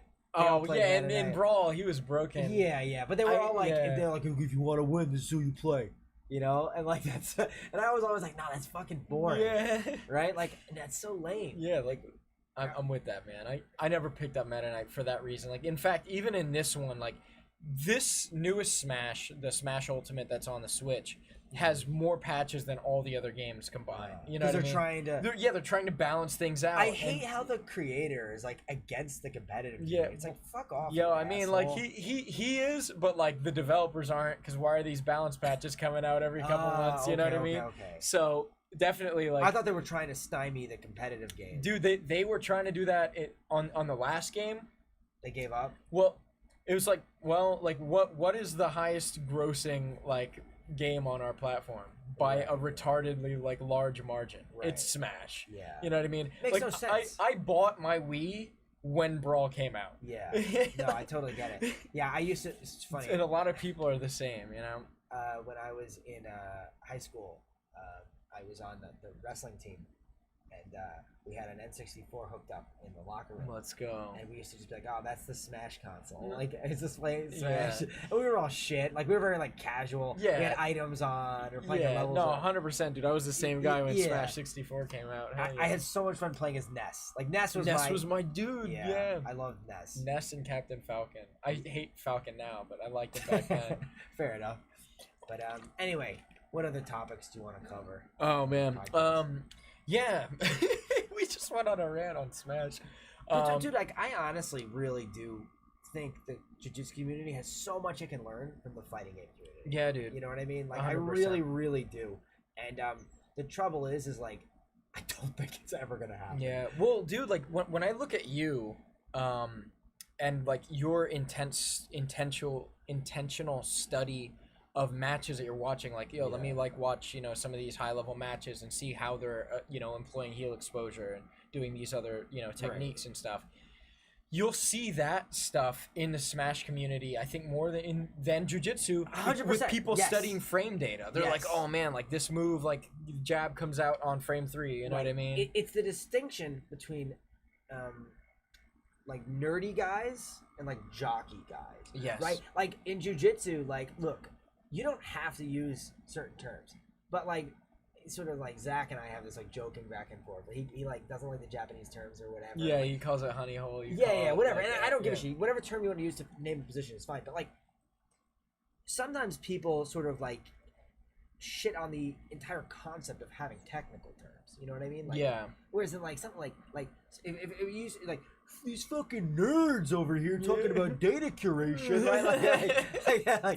Like you know, but like there's a reason why in science you have such things. Yeah. Right? Like there's a reason why you have established technical terms in different scientific fields. 100%. Right? And similarly in you know, like it's not semantics. It serves a purpose, right? Mm-hmm. And something like Smash, you see that much more. Like, so for instance, like one of my favorite players was Mewtwo King. Yeah. I always liked how he played Sheik. I like that. Like, I'm not an expert. I don't really know the terms, but like I know edge guarding, right? Like, Oh yeah, yeah. I thought it was really clever how he sort of like he could never compete with a guy like Mango, just move for move, right? Yeah. So he sort of came up with ways to compensate. I'll do this, like, you know, blah blah blah. Yeah. Right? I always thought it was fun to watch him. I thought there was like a lot of cleverness to how he's playing. Dude, like I'm just like you're just giving me like a what do you call it, an epiphany right now, where like you were talking about forcing errors. Yeah. That's literally ledge trapping in a nutshell, like Right, in the right. in the current meta of Smash. Okay. Because like you're, you know, like Sheik, maybe I'm throwing needles down, forcing you to recover here, and then I land and do a short hop, and I do that a few times and punish your jump up, and I know you're gonna roll for the next one to try to get back up, and that's why Smash Attack can get the kill. You see that so much, dude. Yeah, that to me is like, that is a sign of a mature and serious game, okay? That's when a game becomes serious. When that becomes the norm rather than sort of like, oh, I just fucked everyone up because they don't know anything about heel hooks, right? Yeah.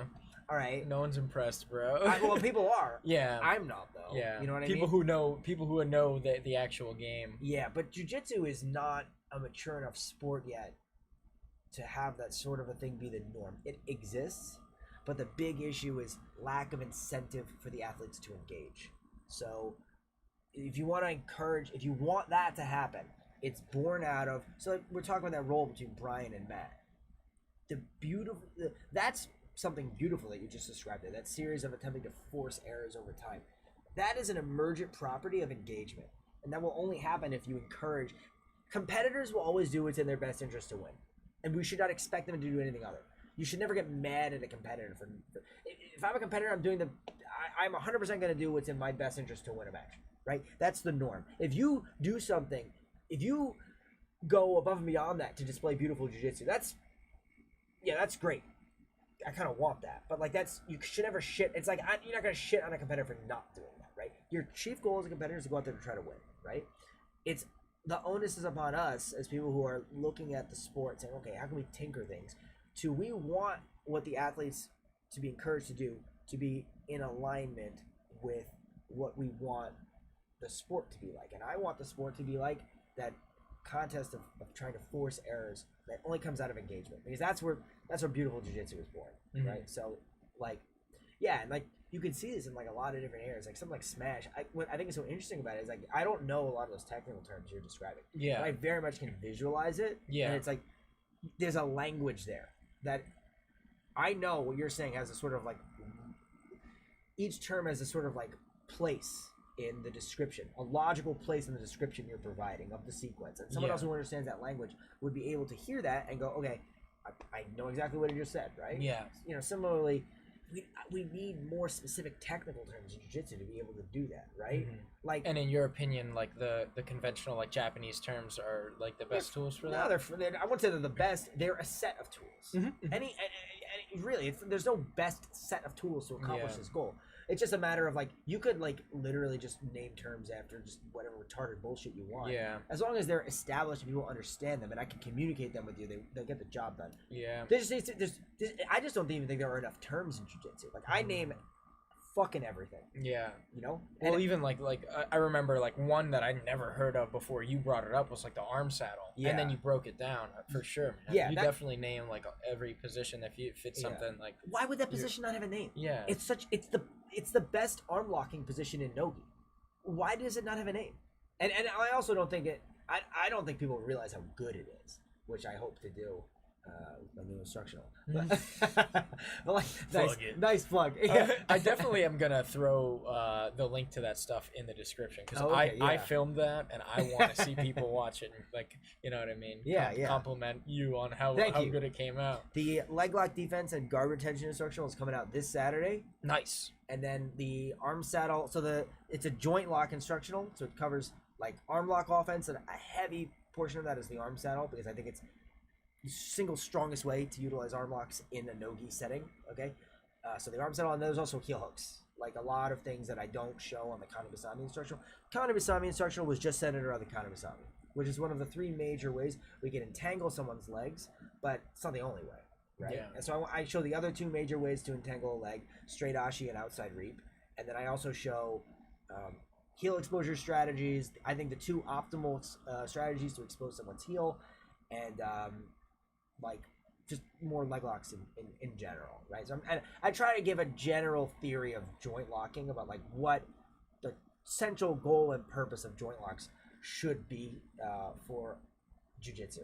Yeah, and like I said, like I was filming the whole thing, and it's really interesting to see how your mind kind of pieces these things together. Yeah. Because like me, like I'm looking at like, oh yeah, 50-50's purpose is so like, you know, we're in a neutral position, and then like it's just who can, you know, shoot out to get the fucking leg quicker. Kind of is that. But yeah, it kind of is what it is. It is. Yeah. But man, like the way you dove into it and like just explain like, you know, this should be like a point where, you know, this is a launch off point for you to gain an advantage. It shouldn't be stagnant, like, you know what I mean? Like, Yeah, or maybe I hope stagnant's not. not the best word, but you shouldn't leave it in a neutral position for very long. If you're Right. good, you should leverage advantages to get to a superior position from here. And Yeah. it's like, for me, I'm just like, oh, I just want to break the foot. You know what I mean? Yeah, I mean, like, yeah, but it is still, I would say, it's like still like a shootout and Yeah, stuff like that. for sure. Yeah, it's just different ways of, you want to have a deeper mechanical understanding of what's going on, and a tactical understanding of like the different potential options you have available to you.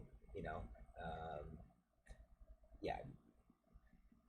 Yeah. So let me ask you a couple things like related to the instructional and stuff. Okay. What inspired you to kind of make your own website for it instead of, you know, throwing it out on like, you know, a website that's already reputable for having instructionals on it and stuff like that? Desire to make money.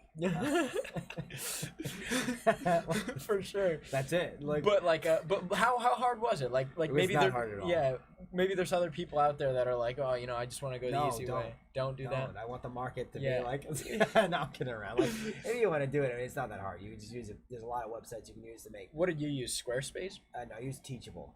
Oh, okay. I knew that. I saw that Kit Dale had used it, Mhm. and so I figured, all right, he's very successful as an instructor, so let's do what he did. Mm-hmm. So is that just like a subscription like website? Does it Yeah. already have like the formatting for? It's that very stuff? easy. Yeah. Very, very easy. You can customize the site however you want. I'm not trying to do a commercial. for Yeah, them, yeah, but no, I mean, it's good. it's good information to know. Like, I'm Yeah. kind of curious, you know. what I Yeah, mean? so that's how I did it. It was very easy. And, I mean, I would say it did take. It was easy in that it was doable, but it does take quite a lot of effort. You know Yeah, what I mean, for especially if sure. you're trying to put out a good product. Like, Yeah. The editing process has been my workflow is pretty good now, but at first it was a nightmare. Yeah, for sure, man. Yeah. I feel like that's a lot of the reasons, you know, people might go to BJJ Fanatics instead. It's like, oh, this is easier. Here's my stuff. Right, Done. but so the truth is, I don't know, but I know that I don't know like the exact percentage, but I know they take a cut, and I don't Yeah. want to give anything. Yeah, you just know? want to pay like for your website, and that's the Yes. only fee involved. That's it. Yeah. All the sales are mine. Yep. I make all the money. So when you buy one of my instructionals, I'm making the money. It's not Yeah. somebody else making the money off of me. I'm making the money. So, and that's how I want it to be. That's how it should be, right? I own my instructionals. I don't want another company to own them. You know, if you do it with another company, they own it. Yeah. They own the rights. I don't want to do that. I want to own my instructionals. They're mine. I make the money off of them, and that's it. You know, and yeah. So the site was the way to go. Yeah, for sure. It seems like that's the best way to support your athletes out here in jiu-jitsu. No, that's awesome. Yeah, and I think that's a legitimate plug. Like, you should give yourself, because Thanks. Yeah. you know, that's like your baby. Like, that's Yeah. where all your instructionals are gonna live now. From you know now what I mean? on, they will always be on that site. I will never release an instructional except through that site. Hmm. I'm gonna eventually make it's gonna shift to a subscription model at some point. I'll probably still release maybe like once a year a one-time purchase instructional on a Yeah. specific, maybe very wide-ranging topic people are interested in. Like, it's funny, I didn't think people would even be that interested in the arm saddle. It's just something I've been dabbling with for a long time. Yeah. Because I'm very interested in. It's a position that is so effective, and you can see it being used, but no one has ever developed a coherent system out of it. It's never been done, and you know. So I wanted to do that, and I did a lot of personal study and research on this position. I can tell you the specific matches I watched, right? And I tried to work out all the various problems associated with it. I really genuinely believed it to be the best no-gi arm locking position. And And then I think I put up like a video on YouTube about it, and it got like a very warm reception. I just sort of just threw it up there. Yeah, just to see. Yeah, I did not expect the warmth of the reception that I got, and I was like, okay, I should make a fucking instruction. If people really like this, I'll unveil my entire system. And it's an open. All jiu-jitsu systems are open systems. It will never be dead, and it shouldn't ever be dead and stagnant. So there are always going to be adjustments, right? I'm still tinkering with the arm saddle, and I always will be. Yeah. Because if it's dead and stagnant, because what's going to happen is someone's going to come up with a solution to a problem that you come up with an attack, they come up with a solution. Now you need to come up with a new way to get over that. You know what I mean? It's how it always works. So, and it'll never end, right? It just sort of gets the modifications begin to get more narrow as we start to delve into the territory of forced errors versus unforced errors. If you're only winning with unforced errors, the modifications are going to become. You may even have to completely reject the strategy altogether if it becomes the case that the defensive resources available to someone are just too high. Yeah. But once we start to delve into the territory of forced errors, the modifications become more narrow, because now it's like if we're dealing with forced errors, you don't really have a ton of available defensive resources. You know what I mean? Yeah. You still do, and there will always still continue to be modifications, but like I said, they become more narrow. Yeah, and it becomes more of a battle of who's, causing more of those errors, like you were mentioning before, too. A lot of it starts to become about timing and rhythm and pace and even mindset. Who's thinking more clearly in the given moment? Who's thinking more rationally, right? And unfortunately, athleticism, which I don't have. But, that is definitely 100% a factor. Mm-hmm. Do you think, I'm just thinking kind of like in competition, like with those facets in mind, like how much weight would you put on the advantage of like having someone in your corner coaching you versus like no one coaching? I don't think it has any effect on me. I've only ever had one person coach me ever that had an impact on my performance, like once. I was at a Naga. I was in the finals, and it was a Naga battle at the beach, I think 2019, and in the finals I was going against somebody who had already heel hooked twice. And I just fucking wanted to heel hook him again, because he was defending really well. He made adjustments, and Gary Toner was in my corner, and he yelled like, "Just fucking come on top and take his back!" And so I did that, and I got the strangle. And like that was, I think, the only noticeable time when anyone really said something that dramatically. I won as soon as he said that, I did it, and I won the match. Yeah, and I think I would have won the match still, but it made sure of it. Yeah. But like, other than that. Not really. It doesn't even really. It doesn't really have a big impact on me. On you specifically. I don't even think it should ever have a big impact on anyone. Because if you need to rely upon someone telling you certain things going into a match, do this, do that, right? Like whatever. Like good coaching can help, right? But at the end of the day, what I tell people when they're coaching is, look, just give me time updates and points. That's it. You know what I mean? Yeah. So I don't have to look at the clock, kind of thing. Right. And I've experimented with telling people not to tell me points until the last 2 minutes. Don't tell me time until the last 2 minutes, because I want to just focus on what I'm doing. So, yeah, I've experimented on and off with different strategies when it comes to even like telling people how to coach me. That's pretty cool. Yeah, that's actually really interesting to think about, because I make that a big deal in with like a lot of the guys are doing a good fight coming up here this weekend in my gym. Well, I just want to add real quick that I do think that like all that stuff I was saying about like modifications, telling people how to do it, that is like, we're talking like this makes a very minor difference. You know what I mean? Like in my opinion, the biggest thing really is just your skill and your capacity to physically express that skill. Yeah. That's it. You know what I mean? Or I should say your knowledge and your skill is your capacity to physically express your knowledge, right? Like, that's it. Your ability to go out there and do what you should do. That's like the technique, right? I think that's more than anything else. And I have overlooked this a lot. And I also think, in a sense, we need to look at our bodies as being kind of like engines that are. If your engine isn't able to sort of express that, doesn't matter what your skill is. You know what I mean? It's got to be able to run the program, right? Yeah. If it can't run the program, if the hardware can't run the software, doesn't matter how good the software is. So that's something I've sort of discounted, which I am going to make adjustments for going forward. Yeah, as much as I'm lifting weights tomorrow. I lifted weights yesterday. As much as I don't really want to do it. Yeah, I need to fall in love with it, because it's something it's non-negotiable. I have to do it.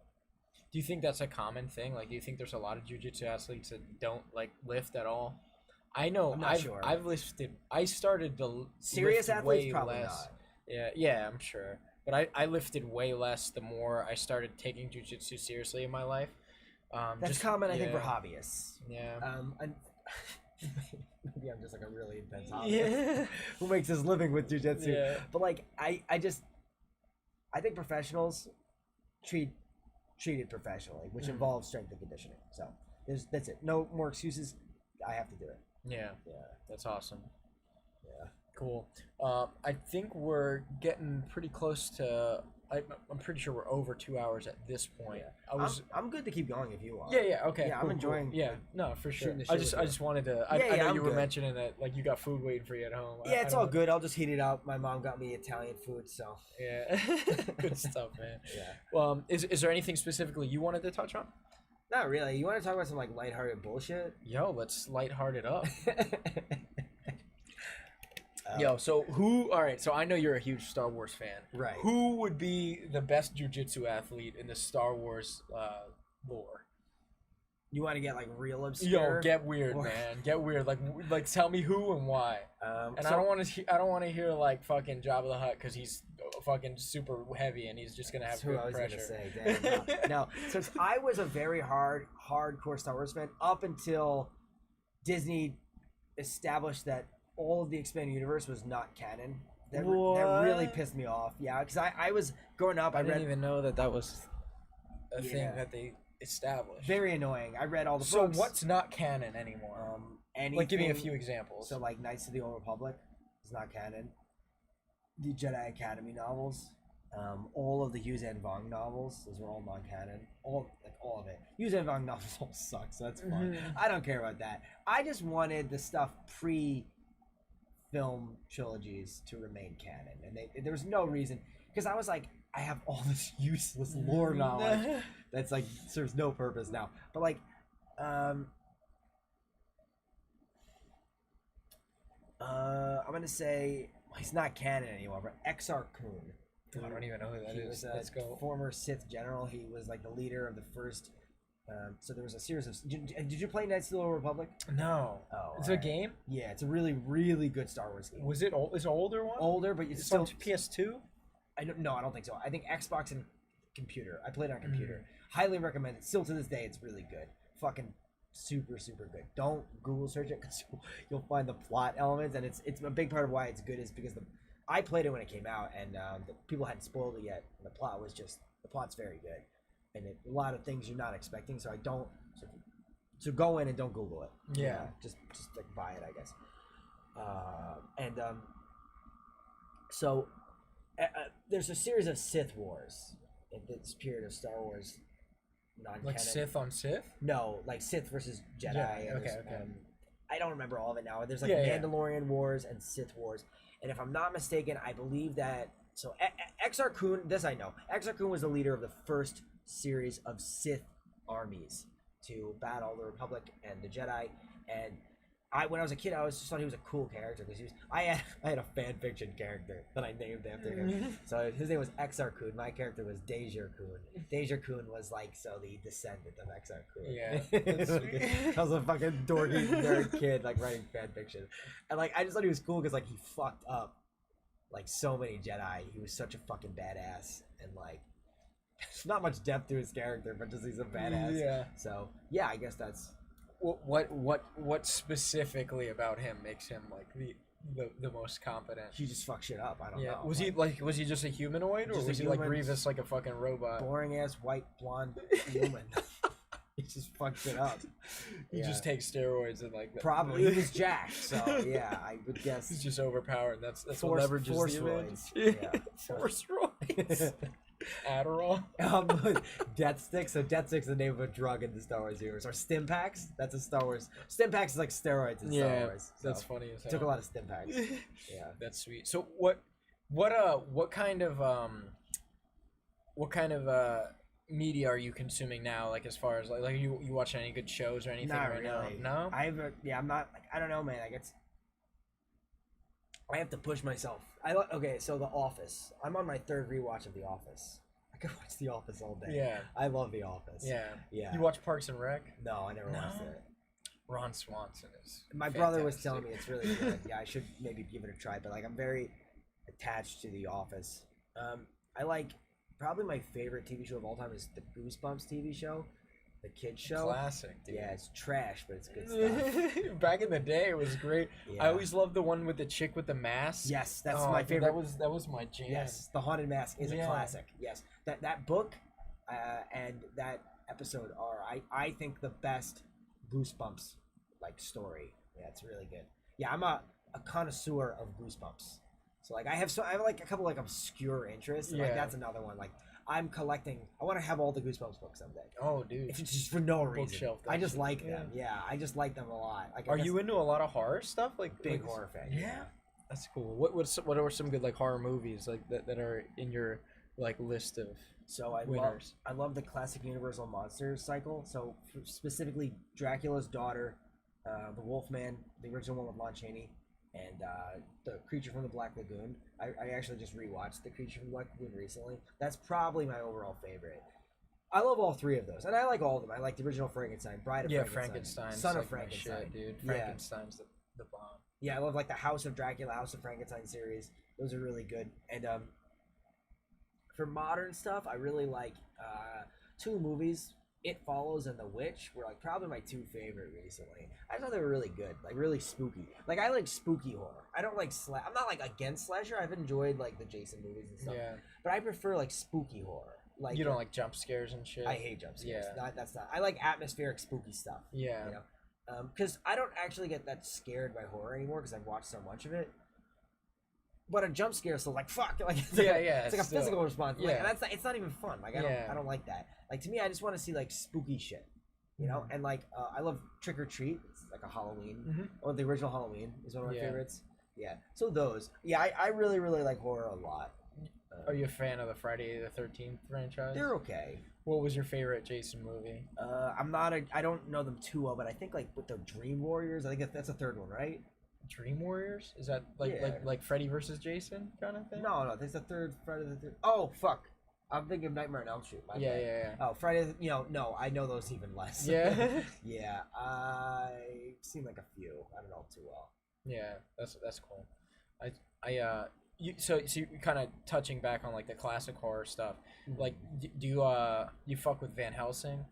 The one with Hugh Jackman. Yeah, That movie's fucking awful. bro, I fucking love that movie so much. That's You don't like vampires and werewolves? Like, Oh, it's so stupid. That movie's so stupid. bad.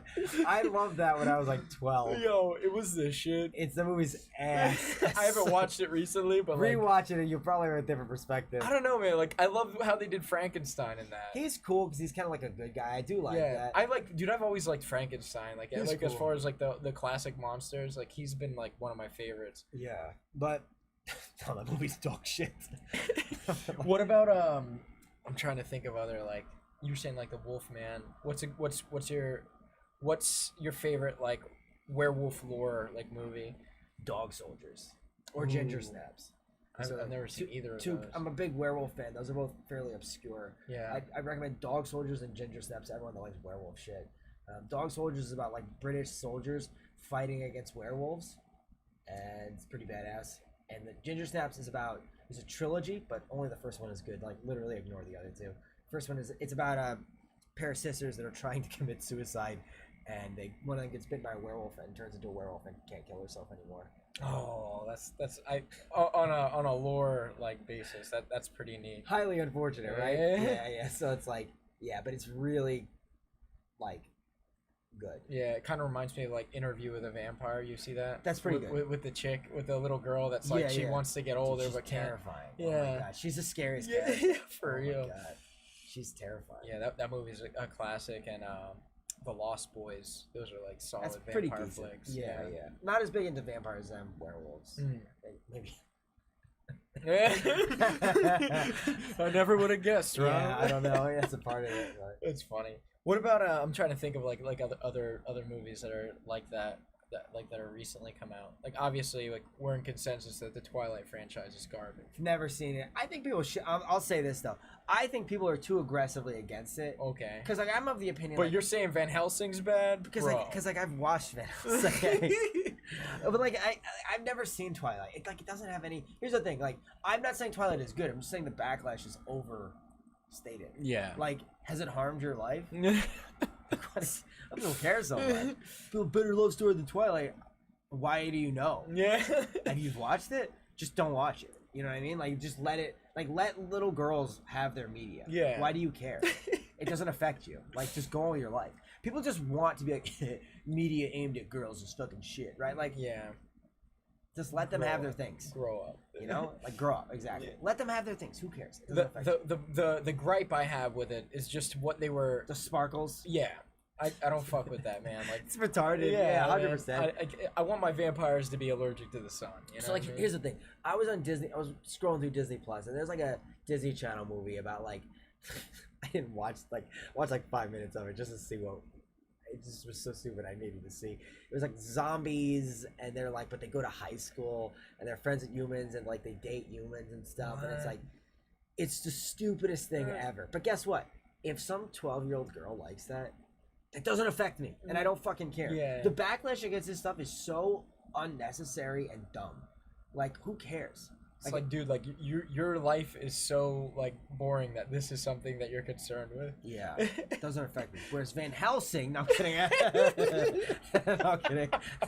Fucking guy. Because nobody hates on Van Helsing the way they do those movies, right? No, Because- for sure, for sure. Yeah, I see where you're coming from. You get what I mean? 100%. Yeah. So that's that. But yeah. No, I got you. What about trying to think? I'm trying to remember what the one with the guns, the vampire werewolf underworld. I with never Kate watched it. Beckinsale. She's pretty hot, so I should Dude, probably, yeah, you need to big watch fan. it. Big fan of her physical appearance. Yeah, but, like- she's great. yeah, she's good. She's not really like my type anymore, though. I mean, like that was literally like what cemented the big titty goth girlfriend Yeah? like thing for Alright. me in high school. I so appreciate I'm that. a huge. I respect that. Yeah. There was a point where I was really into goth girls when I was like 16. Yeah. And I was like, I remember I worked at a pizzeria in high school, and there was this goth like emo girl in Yeah. my high school that I really wanted to. You bone. watch Teen Titans? Yeah. Raven's of your course. favorite? Oh, yeah, Goes dude. without saying. Goes without saying. Azrath, Mentrio, and Zinthos. So Yeah. what are we talking about I here? remember like in middle school, my friends would be like, "Bro, Raven, bro, All you day. gotta go Raven." all day, all day. Yeah, we were like Raven or Starfire. Top tier. It's not even a debate. What are you talking about? For real. Yeah, but like, not my type anymore for sure. Yeah. I have a general rule. It's not a hard and fast rule. I 100% would break this, but generally speaking, the girls that I'm interested in fulfill one of two conditions. They're either, if they're white, I want them to be not American, and if they are, if they are American, I want them to be not white. Does that make sense? Yeah. I like a little diversity. Yeah. You know no, what I'm I like that. Yeah. I think that's a good rule. Yeah. It keeps things from getting too stagnant. Right. For sure. Yeah. Let me ask you this. Let me see how I want to ask this. Oh no. no. It's, okay, I'm trying to just think of how I can make this idea that I have into a question. Right. Okay. Okay. Give me a moment. Fuck. Now you made me lose it. We'll just say it like however it's I lost the like most the whole raw thing. form. Just spit it out. All right. No, yeah, okay. Now I remember what I was gonna say. What do you think about like what in a significant other is the practice of jiu-jitsu important to you at all? Oh yeah, that's a good question. I would actively prefer if she had nothing to do with jiu-jitsu whatsoever. Why? I don't want to mix my. You don't want to mix work with Yeah, pleasure. I don't kind want of to thing? mix those things together. Does that mean I wouldn't? No. If I liked someone, then I'm not like a. It's not like a hard and fast rule. Just like I could meet a white American girl. That's you know Yeah, what I mean? she's Like, like I just have these standards because it's yeah, she's like, oh, you know Wittgenstein? Oh, I gotta make an exception this no, time. no, no. I wouldn't. I actually wouldn't care if a girl liked Wittgenstein. Probably would. My one experience with a girl who liked Wittgenstein was bad. I'll say that, okay? Not good. She also was a fucking idiot. she's such dumb shit when we talk about Wittgenstein. It annoyed me.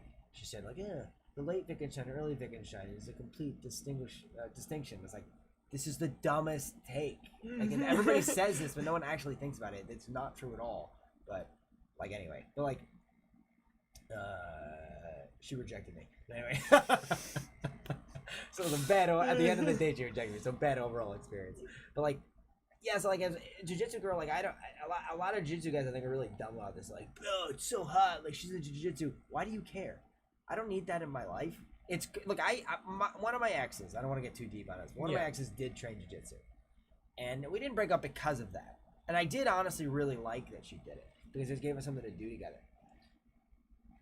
But we also trained at different academies, and like, it didn't end messy, but if it did, I could see it going bad. Ooh, you know what I mean? I see 100% where you're going with that. Yeah. So training at different academies is important. I think that could help. I feel like, I mean, I feel she like was at a Henzo affiliate. I'll say that. Yeah. I feel like, well, just in general, that makes a lot of sense because you need time away from each other. Having the mutual interest in something is cool for the sake of like conversations and stuff like that. It could be. I don't really like. But it makes a lot of sense why you would want the. I wouldn't really. I would prefer them not to. Yeah. In my ideal scenario. Yeah. I'd prefer if they were like okay with trying it out, like letting me drill moves on them. But ultimately, I would rather than not. Yeah. Yeah. I think that's kind of the same way I feel. It's like you can't be annoyed if I want to try to put you in an entanglement really quick because I've been dreaming about it the last 3 days. There you go. Right? Yeah, that makes sense. Yeah. No, that's pretty cool, man. Yeah. So where do you want to travel to? The borders and stuff opens up. Like, where are some stops that you want to hit before you kind of like land at Evolve MMA in Singapore? Nowhere. I want to go direct to Singapore. Oh, okay. You know what I mean? So I don't even think I'm gonna have any time to travel anywhere else. I mean, the world is so unpredictable these days. I think it would be not intelligent to try to go anywhere else first. But I want to go back to Europe. I was supposed to go to Latin America. That's one of the ones that bums me out the most that I didn't get to go there. I want to go to Latin America. I want to go to Africa. I want to go back to Asia again, go to other Asian countries I didn't go to. Like, there's pretty much nowhere I don't want to go. Yeah. Yeah, so pretty broad, you know? But I'd say right now, of the places I most want to go to right now, back to Europe and then maybe Africa. Like, off the top of my head. So, like, top 3 countries you haven't been to yet. Where would you like to go? If not to do jiu-jitsu, just to travel to see it. Well, it would be there also to teach jiu-jitsu. Yeah, for sure. Italy is number 1. I have family there, and I'm actually right now trying to gain dual citizenship. So, oh, nice. Yeah, I'm in the process of doing that. So, what's that? How the fuck does that even work? I need to prove that I'm entitled to it through citizenship, nice. through descent, and I am. I just need to prove it through legal documents, birth certificates, and such. So, yeah, it's been digging that up, which is harder than it should be in the New York City system, which is like it's such an ass, like fucking unnecessarily difficult process. But but like so, Italy would be number 1, and then like maybe Japan would be number 2.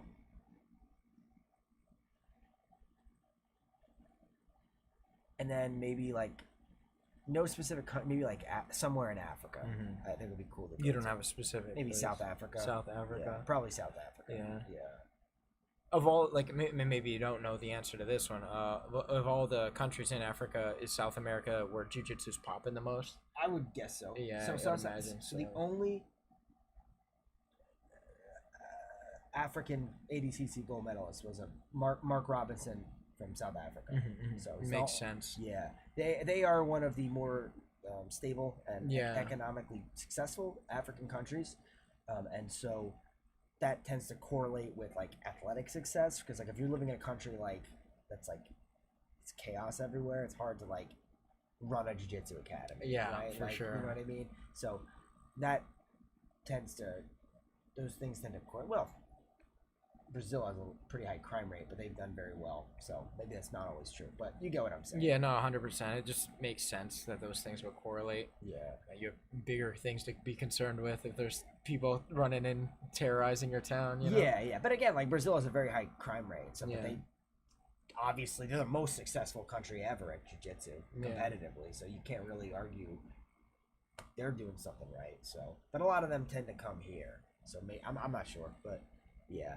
But it would seem to me that's a big factor. So, but yeah, South Africa. I think if you said what country in Africa has the best jiu-jitsu athletes, I would guess South Africa. Yeah. Or There was a South African girl that got second at the last trials. oh, really? Yeah, Peyton Fletcher, I think is her name. Yeah. I trained with her Henzos. I should know her full name. Yeah. I'm pretty sure it's Peyton Fletcher, and she's pretty good. Yeah, Nice. she lost to Olivia Lachlan Giles.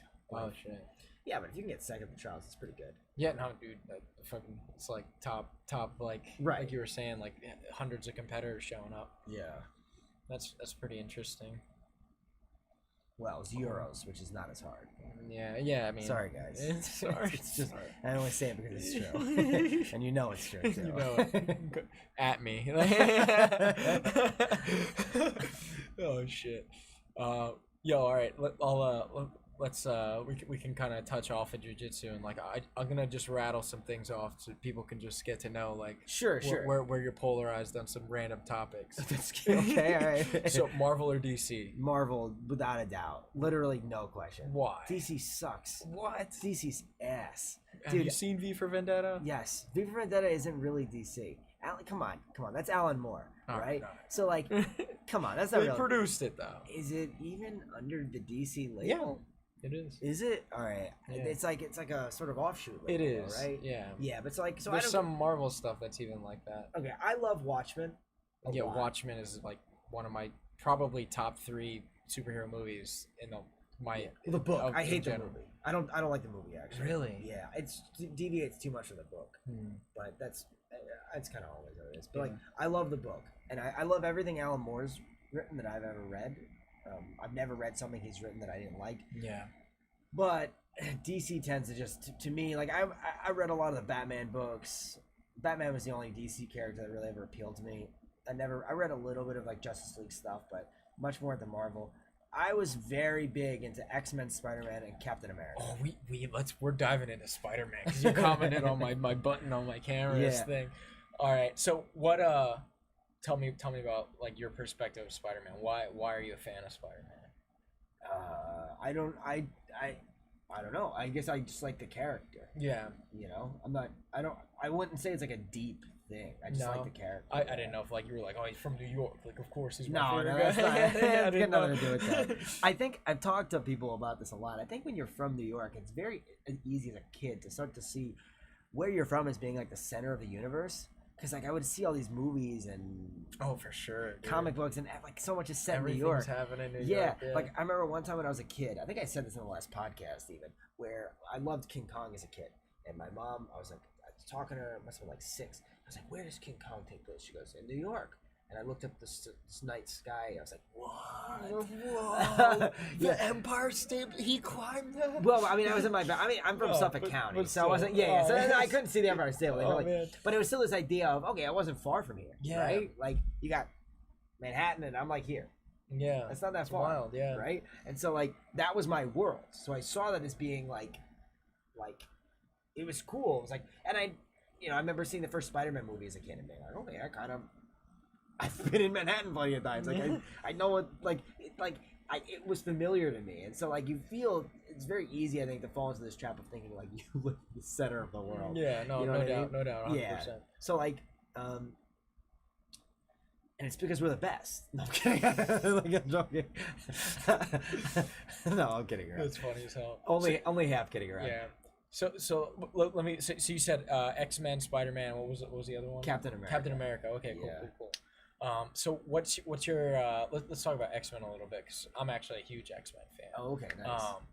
I kind of fell out of interest in it when Yeah. it started to get weirder and weirder. Yeah, man. Even Spider-Man in the comics, like It always got gets really, weird. Yeah. And Marvel Comics has a bad tendency to compensate for Write bad writing themselves with in the- dumbass bullshit. Yeah. Yeah. So like but anyway, my favorite X-Men was Nightcrawler. Like Yeah. by far. Kurt Wagner. Yeah. Fuck yeah, dude. I always thought he was Nightcrawler great. was great. I always really liked Angel when he turned into Archangel He was after pretty Apocalypse. cool. Dude, Yeah. I fucked with I fucked with his storyline about how, like, you know, he came from riches and like Apocalypse chose him for the reasons that he did. Like, You with related to like this rich. I literally told you I just came from one of the top 10 most popular I'm joking places. around. But just like the lore of his character and how genuine he was, and like he Yeah. got fucking turned into a horseman of apocalypse. That shit was. I loved Epic. the Age of Apocalypse. I always thought that was cool. The movie was just Oh, dude, comically broke my terrible. fucking heart, dude. Yeah. Well, you got to expect the X-Men movies were always dog shit. Dude, they're X2 was. I still believe, and I actually argue this. X2 was the greatest superhero film ever made. no way. Yeah, I think that's the case. I think X2 is the greatest superhero film ever Why do you say that? because it's got the perfect balance of comic book stupidity and political seriousness. It's about racism, you know, and it's also got comic book stupidity. Like, you have like serious political themes, and then you have Nightcrawler punching like 15 guys in the face. Okay, You so got- because Nightcrawler was like the main badass in the movie, that's why. Well, that's like definitely part of it, but I just really think I think it does a better job. I don't like whenever a comic book movie takes itself too seriously. So I love The Dark Knight Rises and The Dark Knight, but it's like, man, this is getting a little stupid. You know what I mean? Like, it's a Yeah. guy in a bat suit. Yeah. How serious are we gonna take this? So I like how X2 has it. Like, it doesn't take itself too seriously. It's like, it still is dumb. You know what I mean? Like, I want some dumbness in my superhero movies. I agree. Like, that cheese factor, that's Like, important. Yeah. Like, That shit Spider-Man is- 2 is my second favorite superhero movie ever. Is that the one with Doc Ock? Yes. I actually like that one. It's classic. Yeah, It's so good. it Like, is. when they are, when Spider-Man stops the subway from fucking crashing, and then the people are carrying him, or like in the first one, when they go like, I love this scene because, like, I remember as a kid, like, thinking, like, that's not true at all. Like, so remember the scene where they're like, in New York, you messed with one of us, you messed with all of us. Yeah. Do you remember that? I remember thinking, like, that is not true. At all. like, at all. Like, I've seen people, like, get into fights and, like, hit each other and shit. Like, no one is getting involved. Like, but they're clearly messing with someone, right? Like, Yeah. no one cares. Yeah. I always thought that scene was so great because of just how it's like written by somebody not from New York. That's like, yeah, fucking New York, right? Yeah, it's like the American city, like, Yeah. the quintessential. or like, so I always thought it was so funny how Peter Parker he lives in Queens. He goes to the Mid-Manhattan branch public library, and he goes into the research library, whereas across the street there's an actual library. I'm like, why wouldn't he go to the local Queens library? Like, the Queens public library system is very good. Why would he go? First of all, why would he go to the research branch? You can't check books out, and because it's the famous one. Yeah, yeah, That's yeah. why it's a famous library. Yeah, yeah, so that's yeah. why they went and go there. Yeah. I remember thinking, like, and like his Uncle Ben's like, I'll give you a drive. I'll give you a ride. Why didn't he take the train? You're gonna drive to Manhattan? Like, that's not a short drive. It's not around the block. But it's like some guy that's not from New York's like, that's the famous library. He's gonna go there. That's so funny because, like, everything you're saying makes mad sense, but I didn't pick that out at all Right, because I'm yeah. not from New York. And I just remember thinking, like, why would he go to that one? You Like, can't this even is so unreasonable. You can't get books out of that one. And like, it's a cool library. That library branch is really nice. You can get what you do. You can't check books out because it's a research library, but you can get books, and I'm sure you could maybe if you have credentials or something. I don't know, but like, you go in there and they give you books, and you're supposed to be like a scholar, and you can read it and study it there. Then you got to give it back. You can't take the books out Yeah. because a lot of them are like very rare. So you can go there, you can get like rare shit that you can't get in other libraries, but they can't afford to give that out. Yeah. Like what? Can you give me an example? Have you been, So I went there and I got some books on Wittgenstein that are very, very hard to Okay, find. cool. Things that I wanted to read, like just when I was an undergraduate, I was interested in diving deep on that, stuff like that. That's pretty interesting. Yeah. So it's the Mid-Manhattan Branch Public Library. Yeah. And then across the street from there is, and I think they're still renovating it, I'm not sure, but there's the actual like public library where you can get books out of. It's like, I don't know, it's dumb. It doesn't matter. No, like, but I thought it was it's so funny. Like, there's things in. I remember, like, you ever see this movie Battle Los Angeles? Yeah. It was like an alien movie. Yeah, yeah. I never. Dude, I know. I never saw Yeah, it. I went to see it when I was in like like my military job training with a bunch of us. Like we got leave on the weekend, Mm. and I remember like we're just watching it, roasting the movie for like it's inaccurate. Like whose commanding officer allowed them to do this? Why is there a female Air Force person on the ground doing infantry work that is so inaccurate? Like the most inaccurate shit is this shit that the aliens are doing. You know what I mean? Like we're just we're completely overlooking all that stuff. That's not how procedures work. You're right. I'm complaining about a high school kid taking an unnecessarily lengthy trip to the library, to a certain library when there's other available options. When meanwhile, that same kid has spider webs. Exactly. It's so funny. I can relate. It's so funny to be able to relate to the actual material so much that you can call bullshit out like that. Right. Though. Yeah. It's so fun. Yeah. So I'll ask. This is a good question. That's pretty controversial. Who do you think is the best Spider-Man in the movies? It's not even a question. Is that really controversial? It's Tobey Maguire. Oh, There's man. literally no one. Andrew Garfield is a good actor, but he's way too good looking and way too cool to be Spider-Man. Right? I remember my girlfriend at the time was like, "Oh, he's so hot." I was like, "Yeah, that's the problem." And she was like, she's like, "Oh, you just don't like it because he's really good looking." I'm like, "That's the point. He's a fucking nerd." I do actually. What's funny though is I actually consider the single greatest moment in Spider-Man film history to be an Andrew Garfield moment. Do you remember I'm not a big fan of the Andrew Garfield movies, so I don't even remember which one it is. Yeah. I think it's the second one, the one with the the one with the Electro or whatever. Yeah, I think that was the first one. Okay, whatever. I could be wrong too. 'Cause Yeah. I have seen. It's been so long. But whichever one it is, it's the one where there's a kid, and he's getting bullied, and Spider-Man stops the bullies and he walks home with the kid. To me, that is the quintessential Spider-Man moment. You know, to me, that's what Spider-Man's all about. Yeah. You know, he doesn't just like Captain America. And I think one of the things that I really like about superheroes is when I was a kid, I was a little kid. It wasn't for very long, but I got bullied. I didn't really get bullied until I was in 5th grade. And when I was in 5th grade, I got bullied by these two kids. I'm not gonna say their names. Fuck them. No, that's fucked up. They're fucking kids too. Yeah. But what happened was they were bullying me, and I attacked one of them on the playground. I beat heel hooked that shit. No, I didn't know heel hooked. I beat the shit out of him. You know, but I was very shy and quiet and kind of timid and bookish and but also I had a temper, and I beat the fuck out of this kid, and I always was kind of I guess I had that experience still thinking about that. I never liked bullies, you know? Yeah. And so I like that. To me, that's really a big part of what makes certain superheroes, not all of them, but certain superheroes cool. Is this idea of helping people who can't help themselves, you know? To bring it back to jiu-jitsu almost, I think one of the things as a coach is that. Being able to offer that to people, I think is really beautiful in a sense. You know what I mean? Taking someone who's weak and making them strong, very important. There's something beautiful in that process for sure. 100%.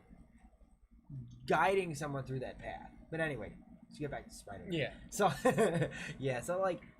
Tobey Maguire is just the best because the new one, I don't remember his name. He's good, but Tom Holland. He's good, but he's a little too cheeky. Whoa, I'm a kid. I don't understand what's going on, right? They're overplaying that. Yeah. Tobey Maguire is great because it's just such a ridiculous. He's clearly not a child. Yeah. He's a full-grown man. It's so great. Let me touch on my perspective on it, right? I actually had this conversation with the sponsor today. Okay, nice. I don't know if we talked about it on the podcast or not. Is the sponsor the Samurai Sword? No, it's Vedinian, which is above the Samurai Sword. You can't see because the screen's not up. Okay. But Toby, as an actor, played a really good Spider-Man in the sense, like you said, he was just awkward and he's a shy. You're gonna say Andrew Garfield is a better Spider-Man. Tobey Maguire's a better Peter Parker. Yes. Okay, fine, but to me, Peter Parker is more interesting than Spider-Man. You know what I mean? I mean, he's the root character. Yeah, anyone can throw on a suit and punch people. I don't care about that. You ever see Kick-Ass? Yeah, that's pretty good. I love that fucking movie. Kick-Ass, the book, is way better. What? I didn't even know there was a book. So good. It's so fucked. Do you have it? No, I don't have it. No, I never bought it. I just read it when I was a high school kid. I was a cheap fuck. I would go to Barnes and Nobles and read all my comics and then not buy them. Yeah. I'd be like, you guys get the new Ultimate X-Men? They'd be like, yeah. I'm like, all right, cool. And I just read it, not buy it. But yeah, definitely read the Kick-Ass comic book. It's so much more fucked up movie's like super PG by comparison. Really? They made it it's hyper fucked up. It's way funnier too. There's stuff in it that's like one thing in particular. It's such a funny, ridiculous scene, but it's so fucked up that I get a kick out of it. But so anyway, what scene? Come on. I don't want to say it. Come on, because I'm spoiling it. No, you really need to. It's part of the lore. Yeah, it would ruin it. I would feel bad doing that. All right. But it's gonna help me. All right, you want to hear it? You're gonna convince me to read the book by telling me. So do you remember in the movie when he says to the girl, "He's like, I'm not actually gay." And Yeah. she's like, "That's okay because you're hot, right?" Yeah. It's probably what would happen because that guy's like a 10 out of 10, right? Okay, in the book, she's like, "Get the fuck out of here." And she blocks him on everything, and she never talks to him again. Because that's what would actually happen. She's like, "Fuck off! Get the fuck away from me!" You fucking crazy. So much better. Yes, that's exactly what should happen. So much like more realistic. It's so much more fulfilling and satisfying. Because I'm like, yes, no way would you go for that. She'd be like, "Get the fuck out of here!" She literally kicks him out of her house, and so much better. But like, but yeah, so like, also, I just love the Green Goblin in the original, where he's just so corny and meme-worthy. Dude, I'm like you, man. Like my comic book, like shit. I need those catchphrases and shit to show up, man. I love that line where he's like, I'm something of a scientist myself. It's so good. He's such a good like meme character. Hell yeah, dude. Yeah. I think like every Willem Dafoe like movie that has him, like he's such a quintessential character, like Boondock Saints. Yeah. Like, oh my god. I think Willem Dafoe's my favorite actor ever because he's just a meme machine. Did you ever see the fucking meme where it's like the caption is like, okay, it's his face, Right. but the caption is like, okay, now I need you to make a face that conveys, I just ate your butterfly collection and I have 13 scented erasers in my butthole. Okay, I'm gonna Google search that. Please. That sounds good. I'm about to pull it up right now. Sure. Please. But I feel like this podcast, like, you probably got 2 people left listening to it at No, this point. I don't care, dude. All right, you. This is for me at this point. Okay, all right. All the jiu-jitsu information was at the beginning. Sure, fair enough. Oh, please, let me just look it up. Yeah, this is it. Yeah, it's like, Jesus. I do get that out of that facial expression. Yeah, show it to everybody. Just literally look up Willem Dafoe meme and pull that one up. It's gold.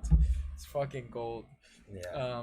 But you want to just finish off with something and then we'll sort of end the podcast? Yeah, sure, man. Like, let's end it with something epic. Like, okay. All right. Like, if you like, this doesn't even have to be a matchup between you and someone.